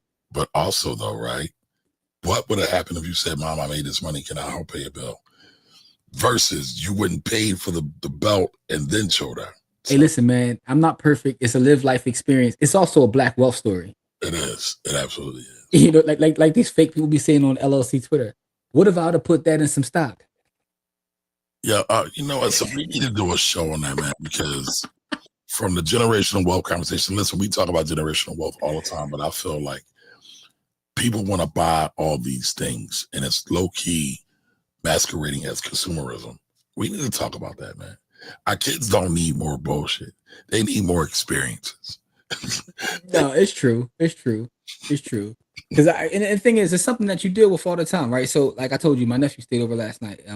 Both of them, my 6-month-old and then a 10-year-old, they both stayed over. You know, we let their parents get a little bit of respite. That party at Jimmy's crib. So I was playing Madden. One of my nephews brought his PS over. I was playing Madden with him yesterday, and I was sitting there like, you know what? Maybe I should buy me a PlayStation. Because this was fun. Like, it was fun when he brought over to play Madden. I started buy me a PlayStation. You know what I mean? It's something to do. And then I'm sitting there like, that's so stupid. Because I know what's going to happen. If I went and bought one tomorrow. So I bought a PlayStation 4 before. Because kind of the same thing kind of happened before. I ain't going to play it. But to your point. But the kids. Yeah, but they have their own. He always brings his own when he comes. So it's like, what's the point of me paying for one and having it here all the time, right? But the point I'm making is this. Consumerism is a drug, right? And it's also why, like, even when it comes to food can be an addiction too. The difference between like consumerism and food versus like, say Fetty Wap or all those other things is that you need food to live, right? And you have to consume things to live. But it's that difference between just going so far out that you want to buy and buy and buy things and not invest and not produce. But it's a very difficult thing though, because we're fighting consumerism 24/7, 365. Y'all guys are watching us. Some of y'all watching us, especially if you're watching the replay, you probably got ads flying through that, that just fly through. It is what it is. Yeah. You go online, you scroll on social media. You might be going on social media just to look up some clips of, whatever's going on, and you're going to have ads. Consumerism, bro, is difficult. But to your point, a lot of consumerism is really like trauma that we're trying to heal by buying things. A lot of it is, but you got to heal from the trauma first. If not, consumerism takes hold in a really wicked way. It's like crack. Yeah, man, you buy it, you feel good for that second, and then once it's gone, it's like whatever you bought it to hide from, you're still there. Yep, you got that one hit, and it's like, oh shit, I gotta go back to work. I gotta go back. Yeah, now I gotta go buy something else. I gotta go back to my wife or my husband. Yeah, I man. go back to these bills. Shoot. But all right, y'all, 2 hours, 45 minutes. We getting off here. Yeah. Until All next, right, y'all. y'all have a great day. Y'all stay great. Love y'all. Please stay safe out there. We'll see y'all later this week on Friday. Peace.